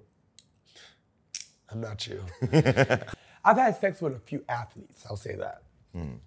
NFL athletes, like, Remember the one that you told me at the pool in Miami? You were like, that one right there. And he blocked me. I slid in his he blocked you? I slid too fast. But okay, to be fair enough, he's not even in the NFL like that. They can't do that. But he was good looking though. He's fine as fuck. Yeah. I wasn't gonna let him hit, but I'd have touched it. That's what they want. So Sukiyana was here on the show, and I remember Suki, what I love about her is she's just ratchet as fuck, but her publicist was behind the scenes saying, don't do that, because they want her to be something different. And you recently had a moment off camera with her about her just living in her truth and being who she is. What made you say that to her? Do you feel like she just needed to be you? Yeah, because she was trying to make, it was this past season 5 of Love and Hip Hop, and it was the first episode of the season. And it was basically, she's now on this rebirth journey to rebrand herself, because she has this new record, Casamigos, this Afrobeat song. It's really good. I love the record. Yeah. First of all, I love it. Have you seen the video? Yes. It's really good. Yeah, it's good. I love it. I love the record. We play it all the time. So basically, all I said was, I was like, listen, if it ain't broke, don't fix it. Why are you trying to do this? We fell in love with ratchet, good, Suki with a good coochie. And then here comes Sexy Red trying to take your spot. That's according to Tasha K. But I mean, Suki was doing that first. I can say that what Sexy Red is now is what Suki came out the bat doing. And that's how it always is on this industry. And we love Suki for that. Yeah. Yeah. Yeah. Maybe Suki opened it. Maybe Suki crawled so Sexy Red could walk. You know? I can't. Okay, so I'm proud of you. Let me just say you. that. And I love you so I much hope for that the are you support. enjoying the process? Are you enjoying the journey? I am. I would like to think that I am. Well, you know what? Yes, I am, because I will never complain, and I can't. I'm just rolling with the punches. I'm navigating still. 6, 7 years in this industry, yes, but it ain't enough for me to be like, okay, I don't want to do this anymore. I want to do this now. I'm still working. I'm still solidifying my name. I'm still working. I'm still, you know what I'm saying? I'm proud of how far I've come, but I know that there's more for me to accomplish, and there's more of my act to clean up, as we can see today on the Jason Lee show. But you did. Ain't shit changing yet. But you done Living Hip Hop. You did the show on Zeus, and you've done movies now. You got the movie with Vivica Fox, but now you're in a show on the E Network, House of Villains. I've had a chance to see some of the episodes. You've seen the show premiere, and you're in the show on E Network, which is part of the NBC Universal and more mainstream, with some of like the biggest names in reality TV: New York, Omarosa, who are TV Gold, Tanisha. How did you even get introduced to that? Stephanie Gale. Really? She was producing that too? No, she just random. One day it was just like, she calls me, and I thought I was in trouble about something I did on Love and Hip Hop. And she's like, Stephanie Gale is one of the executive producers of Love and Hip Hop. Yeah, I didn't answer right away, so I called her back. I'm like, hey. She's like, hey, sweet love. I just want you to know I passed your information along for a new show they're casting. I think you'll be great for it. They want someone to represent the Love and Hip Hop franchise, and I think you'll be fun and great for it. Anyways, get the call. I do the audition with the showrunner and the executive producers. They love me right away. I think they also felt the need to have like the gay aspect of the house. So I was able to do that. And then, I land the gig. I land the position. And now looking back at everything, the way that it's all being rolled out and everything, I'm grateful to be a part of it. The budget was huge. I mean, it looks great. I love a show with a big budget. I want to take this. It's making noise. But anyways. Marina, come take this. Wait, am I? You need to just take the key. Oh, shit, he got it. Never mind, baby. Yep, I got it. Well, at least you're practicing if you ever were to get handcuffed by a killer. Yeah, because I don't want Trey to fucking rob me blind, honey. There we go. Yep. I'm using this tonight, my poppers. And this I'm gonna put, so I'm gonna be handcuffed, ankle cuffed. Isn't poppers. It's safe to say the Jason Lee show is very thoughtful. Thoughtful. T-H-O-T. Thoughtful. Thoughtful.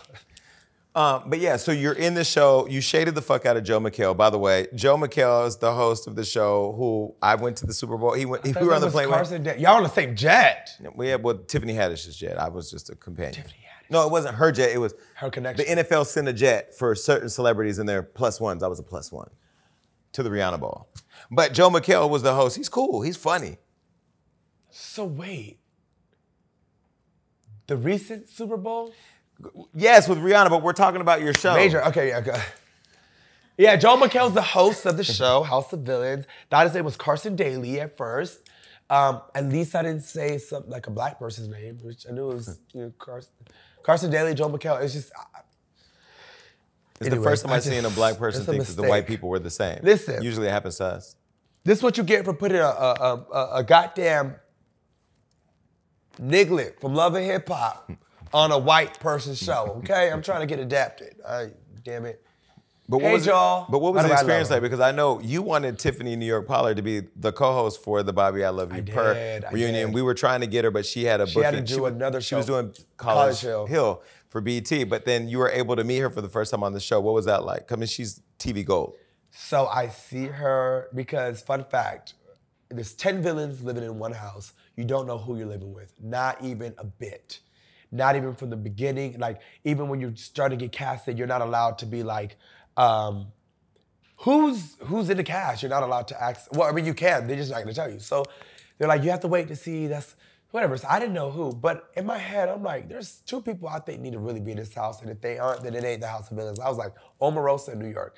So whatever. So when I see her, automatically, you know, I just bow down. I'm like, I can't believe I met one of my idols. Like, first of all, you can't be a gay man in life without knowing who the HBIC is. Facts. So I was just happy. I felt like it was gonna be a good show for that moment when I seen her. And the show is called House of Villains, but what is it? So the show, explain what is the idea of the show? Why is it called House of Villains? What are people doing in the house?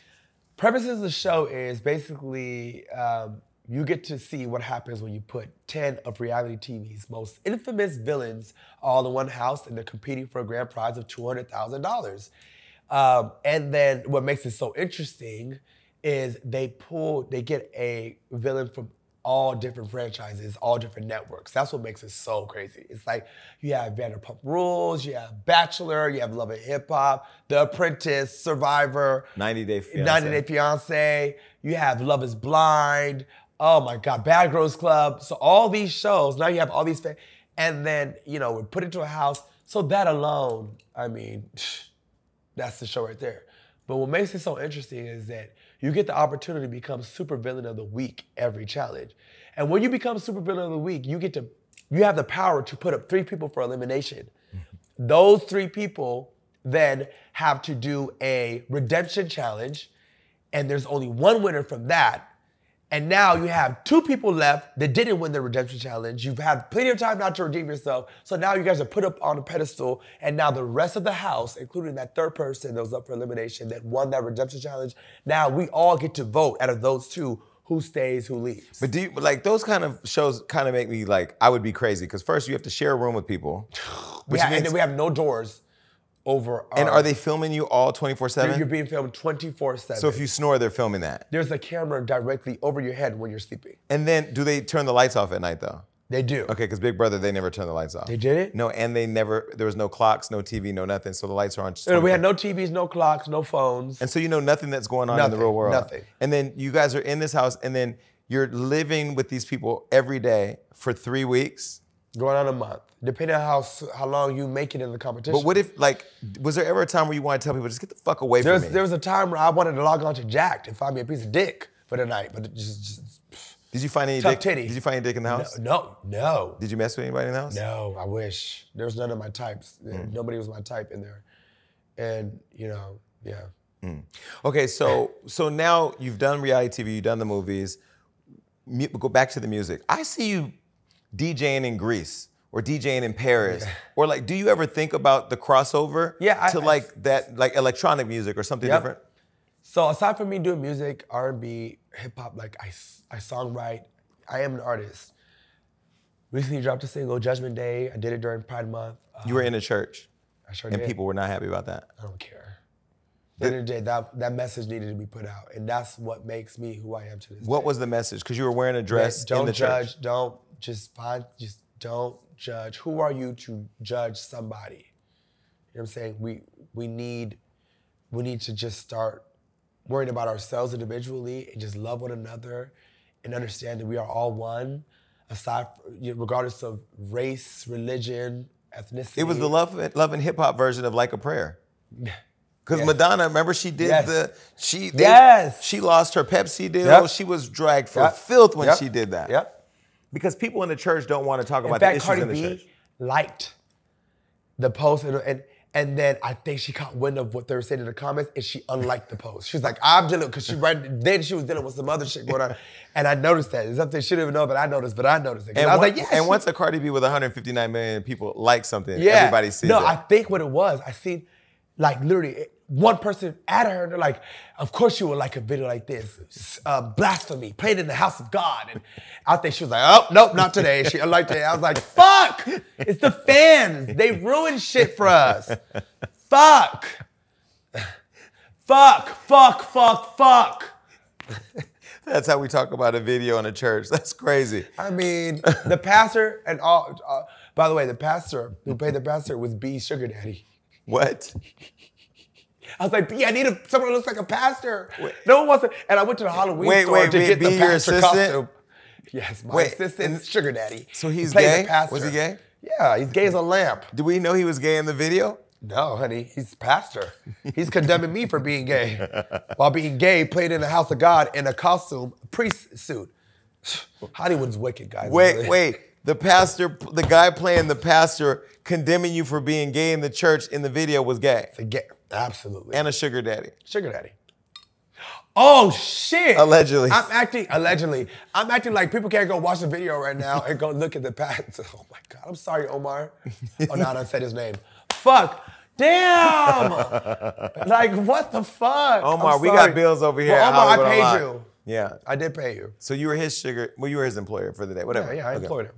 Well, nobody went to hell and everybody's good. Okay. So now, so do you want to do more music? What's next? Yes, I'm coming. I'm actually dropping some more stuff. I'm actually getting right now. So you know the term that everyone loves to throw around, payola? Mm-hmm. I can't wait to dabble in that world. Payola me, please. Yeah, I'm about to get investors. I'm about to pay for everything. My music career is going to take off some way or another. Bitch, I have more talent than half of these people that are out here right now, and the world's going to hear my shit. So anyways, I'm looking for backing right now. I need an investment. I want to do things differently now. I was signed already.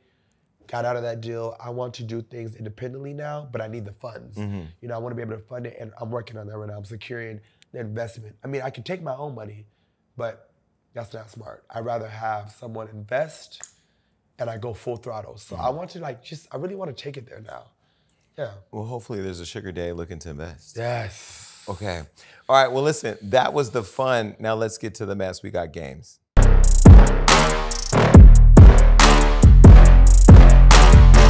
All right, we all know that we like to play a good game here at the Jay Salute Show, and now it's time for Smash or Pass.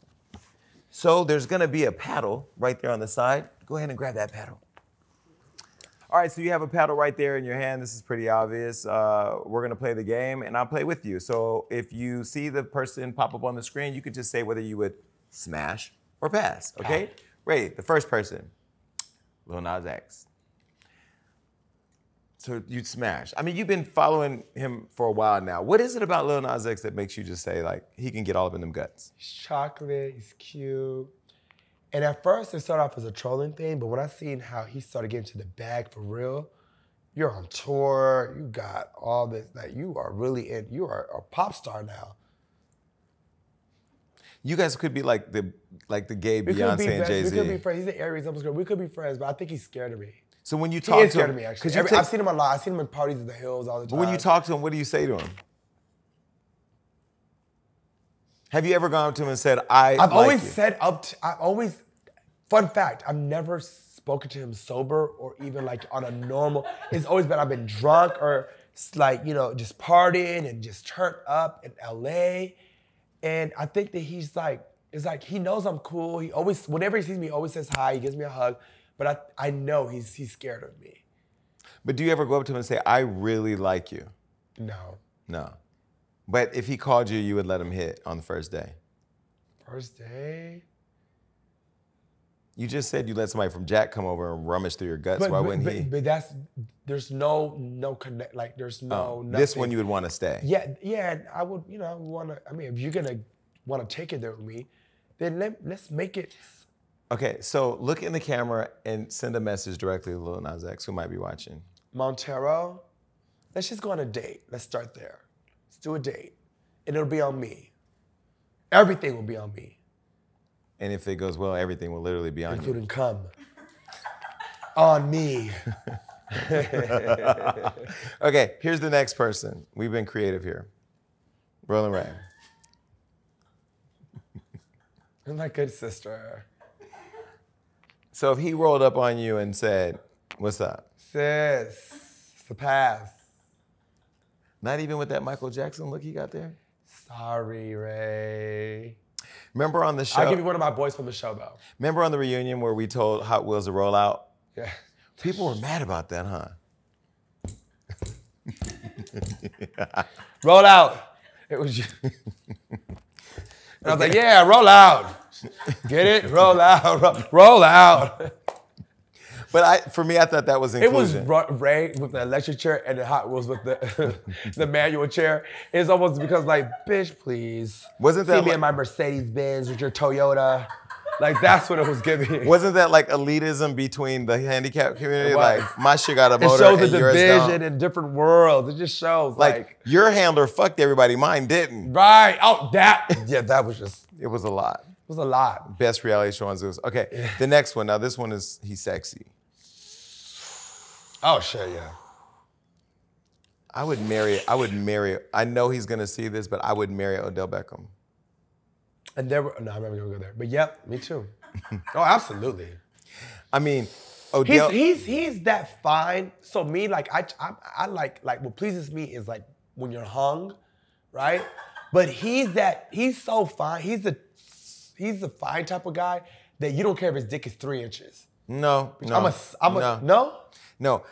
Odell doesn't give me 3 inches. Well, I mean, even I don't know I'm just hung, saying but- that's how fine he is. But I will say, Odell, it's something about him. He's sexy, but he's also cute. Yeah, he's sexy and cute. Yeah, And crazy. Yeah, because there's a difference between cute and sexy. And crazy. Yeah, he is. Okay. But he's dating Kim Kardashian allegedly now. I heard that. I'm not sure. If I would be mad if it's real. I mean, I know they were hanging out because the night that we were in Booby Trap, they were there. I don't know if you knew that. I knew Kim was there, but not him. He though. was. Allegedly he was with her. Oh, I didn't see him, but whatever. Gag. Okay, next one. Tiana Taylor. Tiana Taylor? Oh, smash. She's hot. So, fun fact, I always talk about this. She's one of the few girls on earth that can turn me straight. So would you let her put a strap She has on? absolutely. She has an androgynous thing about her. But at the same time, Tiana's my girl. Like, we vibe, like, I've done yachts with her together. I would like to consider her a friend. We are friends, but I don't know. You know, she's a Sag. You know, they're very particular on what they consider friends, but she knows who I am. I know who she is. Love her to death. So I don't want to get too weird. Like, I'm just saying, I'm not going to say pass because she ain't ugly. She's hot, and I will. So I would say smash, for sure. What do you think about the fact that now she's single? Now her and her man are done. Girl, get out there, girl. Get out there, Tiana. Well, she's been posting some sexy little... She needs to. And that body is everything. You know, and I love that, to me, there's nothing better than a healthy cutoff or whatever you want to call it. Like, they Separation. are clearly, a healthy separation. They are clearly still friends. They're co-parenting. They both have an amazing spirit about them. I felt like they were literally best friends before couples from the beginning of time anyways. So yeah, I would say just get out there, girl. Do your thing. Okay, what about this next person? We both know him. Blueface. This is tricky. Because Blueface is fine. Blueface is fine. Now, people out there... I just don't want to piss off Krishan right now. But people out there are going to be mad at us for saying he's fine. Because they don't like him. But Blueface is fine. If I give my final answer, will you at least give my lead up and like my you know. So I'm going to say pass just because he got, you know, he just had his baby with Krishan. There's a lot going on with him. I don't want to piss off Krishan. She may or may not be going through postpartum. I don't want to just make her feel like so I'm going to pass on him. But it's not because you're Okay, ugly. if Krishan wasn't in the picture, smash or pass? If all this, all that, I mean, it'll be a smash. He's cute. He's tall. He's handsome. He smells good. He always smells good. Every time I've He's been a around him. winner of the Mandingo Hall of Fame. Have you seen his nudes? He has nudes? Google right now. I seen him Google. fucking Krishan. Where? The Oh, sex tape. Google right now. Where he has Google Blueface nudes mixtape right now. Google Blueface. Please put your phone down so they can see your face. Thank you. Oh wait, I didn't know this. I just was going and it was blurred. Hold on, wait. Blueface nude mixtape. Yep. And click image.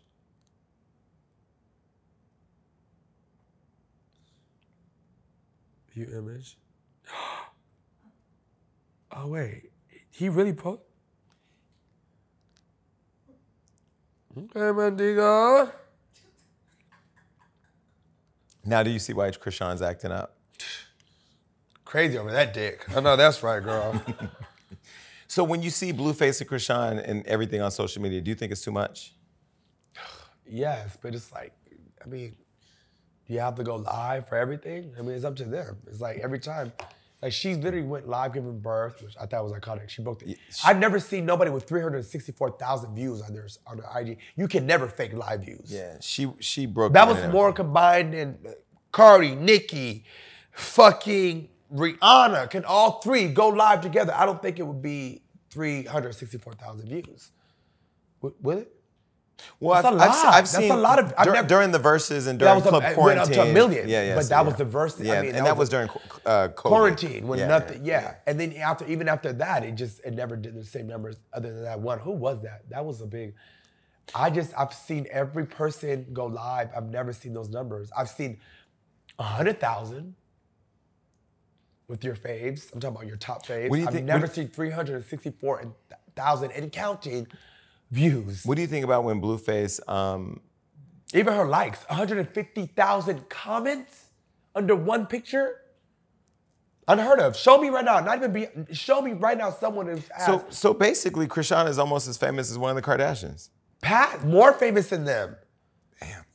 Any of the Kardashians right now, I guarantee you, prove me wrong, and I will wire you $150,000 or how many views it is, 1,000. You will not catch not one Kardashian going live and getting as many views as Chrisean. Period. What'd you think about Babyface singing "It's a Vibe All the Time"? Iconic. Iconic. And he was there at your awards show watching her. Well, first of all, wasn't that his request? No. Oh. That was my idea. Iconic. But nonetheless, I just wish, sometimes I wish I would say this, and maybe this is, I just wish she had like a solid team to really just take this, all that. And run with it. And work and put it in work. Do you think it's going to shape into anything? With the right team. She needs an agent, she needs a manager, she needs a publicist, she needs a publicist team, a PR team. Do you think she should put her tooth back in? I always say that, but it's work. I think that's just her. It's her thing. It's become her thing. Yeah. I like Chrisean. Okay. I love Chrisean. You like chocolate, so what about this next person? Give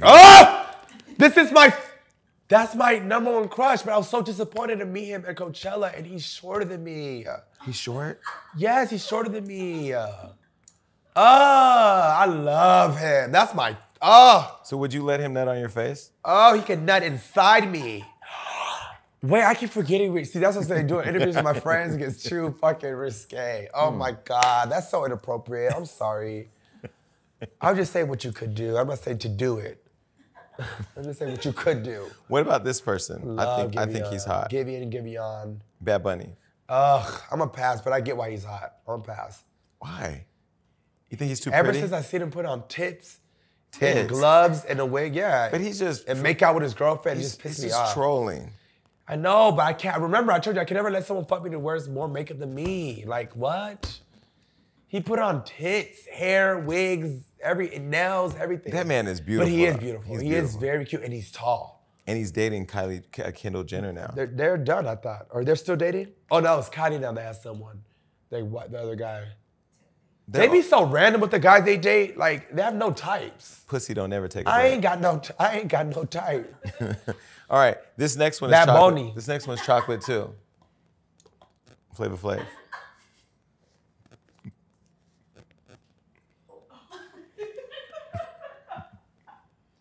But he was probably sexy back in the day, though. He probably got a big old dick.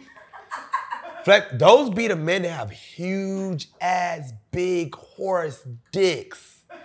So if Flavor Flav pulled out a 12-inch dick and said, "Here's some poppers, let's go," one time nobody will ever find out. It's gonna take more than poppers to get me to lay down with that dick. I'm gonna need like an 8-ball. And like a half a bottle of Casamigos Reposado or De Leon Reposado to lay down with him. Pass, sorry. No offense, Flavor. You just become beyond uncle. You're almost like grandpa now. Shout out to Delicious.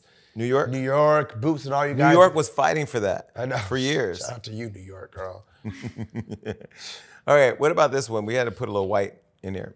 He's hot. Oh! Diplo. Smash. Diplo said he let a man suck his dick before. Did you? I remember. I don't know. He is. I hope he's. No, but me and Diplo have been friends for I don't know how long now. He never shared that with me. He's a free spirit. He's one of those free spirit people we talking about. Yep. I'd be sliding. Diplo is sexy, honey. He has a party tonight here in LA. Here in LA, I want to meet him. You want to slide by on the way to? Yes, let's go. Okay. Diplo, here I come. Let's get an update on that. Literally. Would you suck his dick? If it's big or if it's thick, it don't have to be long. If it's thick, see, I have this thing. It don't have to be huge. It either has to be long and, hefty and thick, or if it's gonna be short, at least it'll be thick. If it's the right size, hell yeah. All right, well, this next game is called Erase the Shade.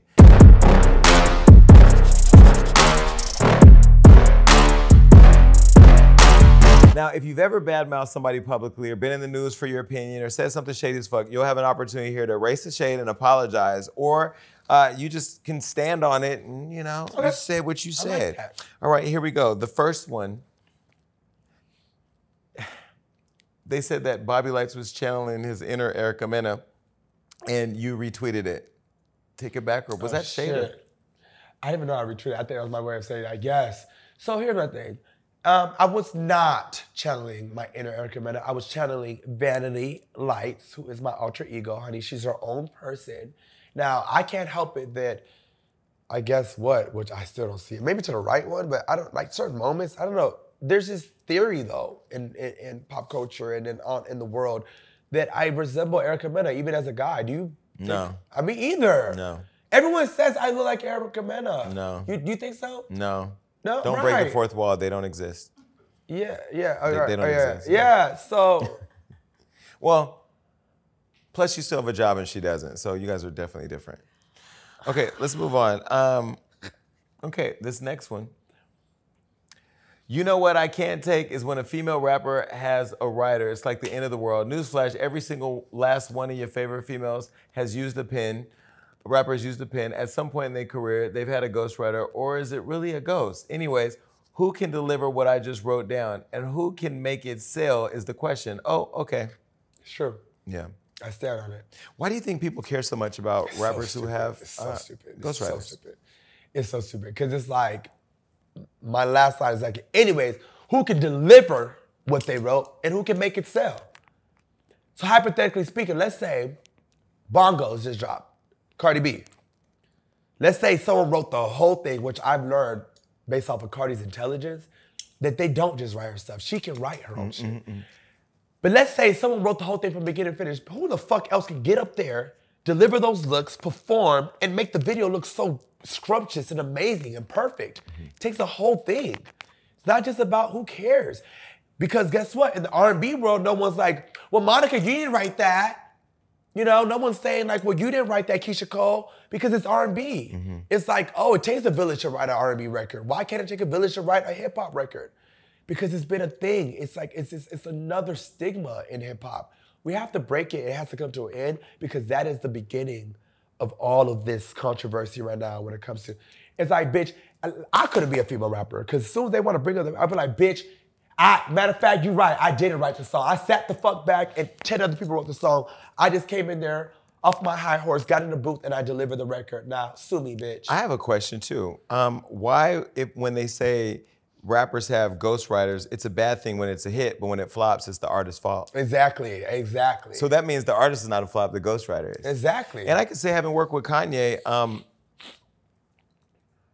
I will say during the Donda 2 creation, when they rented the whole floor of the Soho warehouse, there were a lot of people up there. A lot were artists and a lot were writers. That's all I'll say. So just keep it cute. Yeah. All right, here's another one. You said, since everybody want to be fake and not keep it real on Beyonce's internet, I'll go ahead and say it. Krishan, my sweet baby, you are not ready for a baby. One day, yes. I say this with so much love. Just take this time to grow and evolve. You can do it. I believe in you. This was before she had the baby, and then now we've seen the Walmart video. We've seen all the stuff going on where she wanted to rename the baby and then not rename the baby. Do you stand on this now that you were actually just being a friend sharing this out of love, or do you take it back? I stand with, it's 50-50. Because now, I made it public also. I'm rooting for her. I'm happy that she finally actually had the baby. I will say also this. It's erase the shade or not. You either stand on it or erase it. Erase the shade. I'll erase the shade. I feel bad. Because now she's, she has postpartum and she actually had the baby. I will say, that's what I said. Then I was also not sure if it was real. I thought it was a rumor. I thought she was cloud chasing. I thought it was fake. Well, remember she was here on the show drinking and they were smoking and all that? I thought it was fake. Yeah. I'm like, sure, she's not pregnant. So with that being said, baby, you're not ready for no baby, so don't even think about having a baby if you're just trying to hint to us. But no, she actually was pregnant and now it's here and I feel like she is ready in terms that she had to go through so much. And there's also so much that I know that the world doesn't know. Me being affiliated with Zeus, people let me, I've had a lot of FaceTime calls with her during the pregnancy and all that. She needed this baby, and I just wish her the best. I just hope and I still believe in her, and I do think that she still has time to grow and evolve, and I'm wishing her the best, honestly and truly. So Blueface is watching, who's the better artist, her or Jada and Alexis? Krishan, for sure. Krishan needs more direction and songwriters on her team. Right now, she's putting out anything. But the It's a Vibe was like... I love that song. It's a way of proving, like, look, I could put out a dope vibe. I like her raspiness when she raps or sings, whatever. I like her vulnerability, and it's real. It seems authentic. Jaden, that was just a straight jab. She didn't want to do no damn music. That's all being constructed. Here's another one. I'm never signing to a label again. I say that because today I can say I am free from the past deals I've signed. One was a great learning experience and another was a disaster. Either way, I've learned the route to take is independent. I'm so happy and excited for what's ahead of me. Being patient enough and trusting the process. It was all for a reason. Here's to me doing it all over again. God is good. Stand on that. That was recent. Yep, that's the phase you're witnessing right now. And June 1st is actually when I dropped the song Judgment Day. So you were in a label deal with Empire Records, right? They were my distribution, and then outside of Clear Vision. So was it a disaster? Yeah. What didn't you like about it? Because there's a lot of people... just the lack thereof of doing anything that a label is supposed to do. Mm-hmm. Like, you didn't seek radio play. You didn't understand the... I was signed into a label that was coming into the game trying to be a label. They didn't have no experience. It's not like they were around for 5, 6, 7 years and they were literally jumping in, starting a label, and I was their first artist, and I just seen the dollar sign. They gave me an advance, which wasn't nothing, but then to me, bitch, it was something, and I was like, I'm gonna take it. Mm-hmm. It was never again. Never again, period. It could be, right now it could be Atlantic coming to me to sign. I'm not gonna take the deal. I know the game now. I'm 32, I'm wiser. I have lawyers. I just know that's not the way to do it. Mm-hmm. Females have better luck signing to labels, I will say that. They're able to use their presence, their sexuality and stuff to really advance, and they know that that's what sells, and ultimately sex sells coming in the form of a female first. So it's different for females, I would say, but then I have no need to sign to a label. I'm ready to do it again, which that's what I meant by here's to do it all over again. But this time I'm seeking distribution. I'm seeking distribution and investments only. I don't need a deal, I don't need a label. I can do it on my own. Here's the next post.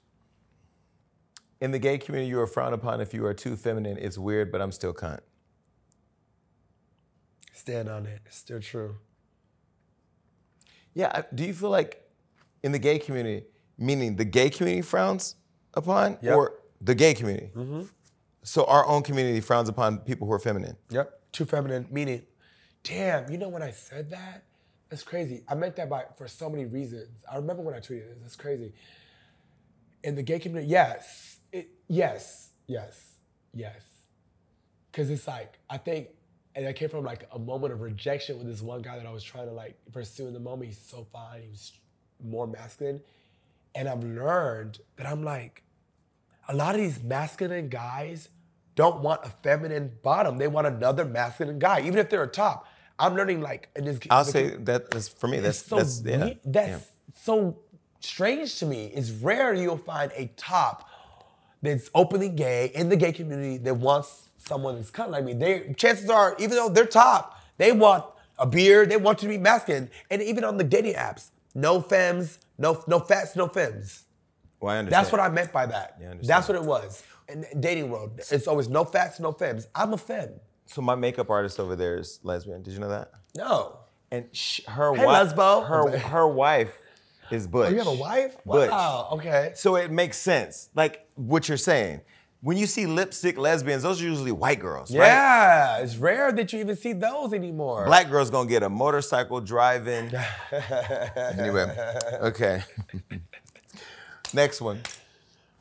Jeffree Star, we will never forget all those disgusting and racist slurs you have spoken. You are, to me, possibly one of the most despicable gays I've ever seen. All the money, makeup, and BBC can't wash all that white supremacy which away. I didn't want to, you can't, yeah. No. Stand on it? Okay, now let me just call this bitch out. I mean, the cunt blocked me. Oh, let me just read the bottom. Okay, let me just call this bitch out. I mean, the cunt blocked me, so this should go unnoticed, right? Anyways, remember how during slavery, how the masters would still fuck the black women or men? Well, that's exactly what this whore is doing with our men, using them for sex. Oh.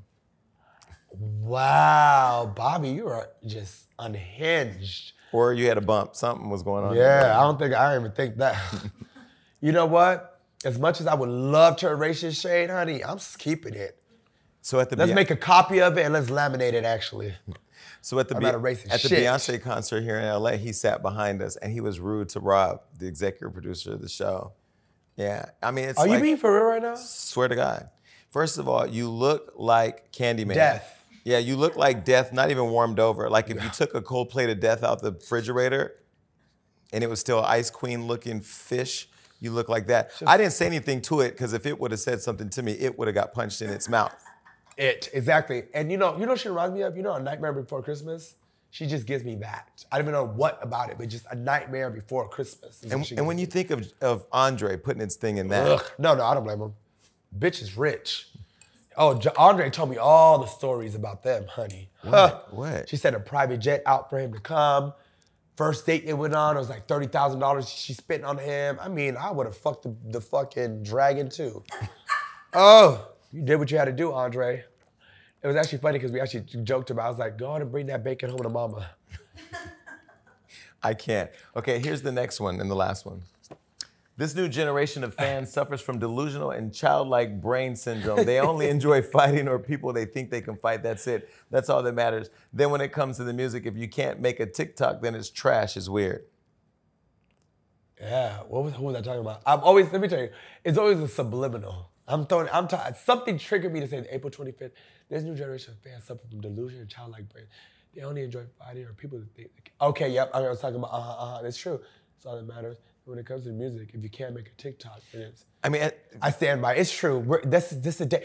Remember, I come from. It's called degenerate. Bananas told me it's called something millennials. Gen Z.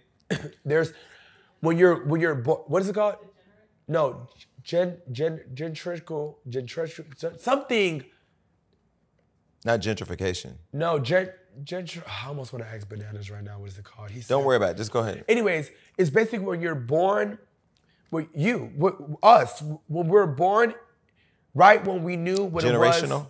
No, I'm telling you, it's gentrification something, millennials. Okay. It's like we're not a millennial, but we're in both. When we knew what it was to have a house phone, before cell phone, before Pagers. Social media, all that, and then we seen it transition into all that. Like literally, I witnessed all that. So anyways, I would say this, like I came from a time where I remember whenever someone NSYNC, Spice Girls, TLC, Samantha Mumba, I don't remember her. Anyways, these artists would drop records, Aaron Carter, they would drop records and you would have to go into the stores, Specs Music, wherever, to buy the CDs for the sales to count. Trina, for example, she came in there, she was platinum gold when album CDs were selling. Then we transitioned where none of that matters. CDs, who's buying a CD anymore? It's all about downloading it. And the downloads come from TikTok. So if the TikToks. And then it's like TikToks now is what's making, so it and this is TikTok weird. is ruining music, weird. right? It is, it's weird. So yeah, I stand on that too. We have one more. You said this. I'm drunk, so let me gag some of y'all. I've been fucked by one of my biggest crushes, and the next day I felt disgusted. Sex was whack as fuck. I'm a Scorpio, so I can make anything work, but it was so dry I couldn't even bust a nut. Boo, boring, next.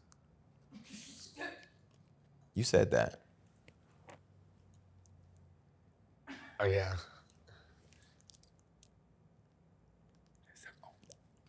Well, you stand on that? Yeah, I do. It wasn't a celebrity, though.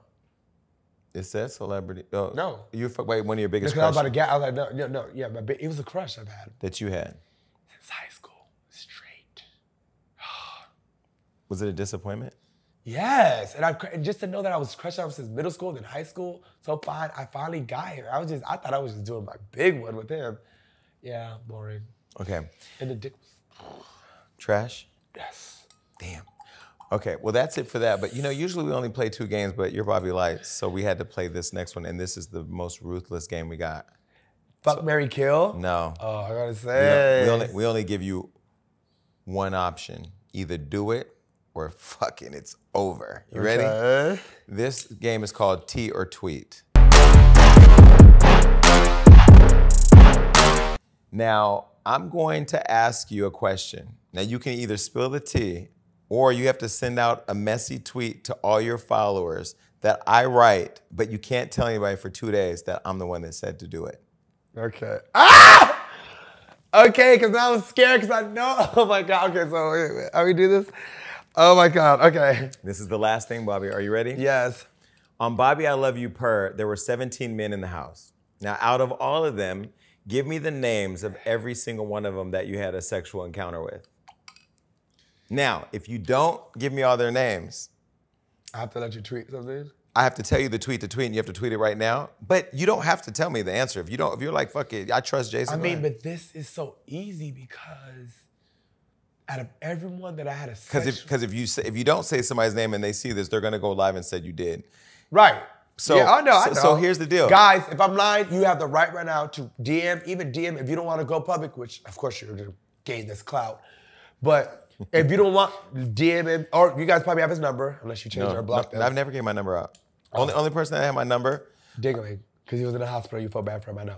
So thank you for telling the world that I had a heart, because I actually cried. You do have a heart. For him. You have a heart. I don't know if people think that Jason is an asshole. I am sometimes. Thank you. But he has a heart, and he's very generous also. Anyways, so I will go ahead and just tell you, no one has known this. I'm gonna say it now. So I fucked Andre, but I will say this. So Island Boy ate me out. I think I knew that though. He ate me out. Didn't you say that on the reunion or no? No. You didn't? Oh, I probably said it in the rage, and they probably never even highlighted it, but I did. I think I probably said, like, you Jesse, because you was trying to he was like, your pussy smells like fish bowl. I'm like, well, first of all, bitch, well, thank you. I feel accomplished, bitch. If my pussy smells like fish, that means I actually have a pussy, right? Because they didn't, so I was like, that's a lie. But anyways, I'm like, how do you know? And so I was like, you just ate my ass. And anyways.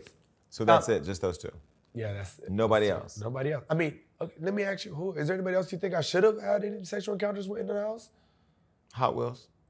What do you want me to do? Stand over him? No, I'm gonna save you. Okay, look. Ram yourself into my ass. Let me tell you the tweet I was gonna have you tweet if you didn't tell. What is it? Because I need to see this. I wanted you to say, I really regret not letting all the men on Bobby I Love You Per do a gangbang on me. You want to tweet it? No, you want to? No, you don't have to. But if you want to, we'll that would have been so random. And then, this is how divisive he is. He's going to have his staff post it. I was just about to say, I would post it on Hollywood Live. Listen, it's always good when we link up. I'm going to hang out with Bobby tonight. We're going to go and put our best trade hunter outfit on. Although, I am dating somebody now. I'm talking to somebody, like seriously. I see the picture of you happy. Thank you for coming on the Jason Lee Show. Make sure you pull up, support Bobby, not only on Love and Hip Hop Miami, but on House of Villains and everything else that he does, the music, all that. I do see you DJing in your best Paris Hilton-esque in Greece, somewhere in that world. And me sitting in a jet like, Jason, just come. I got a Jeffree, just come out. I'm doing a set. He's gonna be like, are there boys? I'm like, no, but you can bring boys. You have 10 people on the jet. Just come on. Well, Tasha K is watching this for sure, so let's say men, because she also likes to say that the gays are pedophiles. Tasha, can you do me a favor?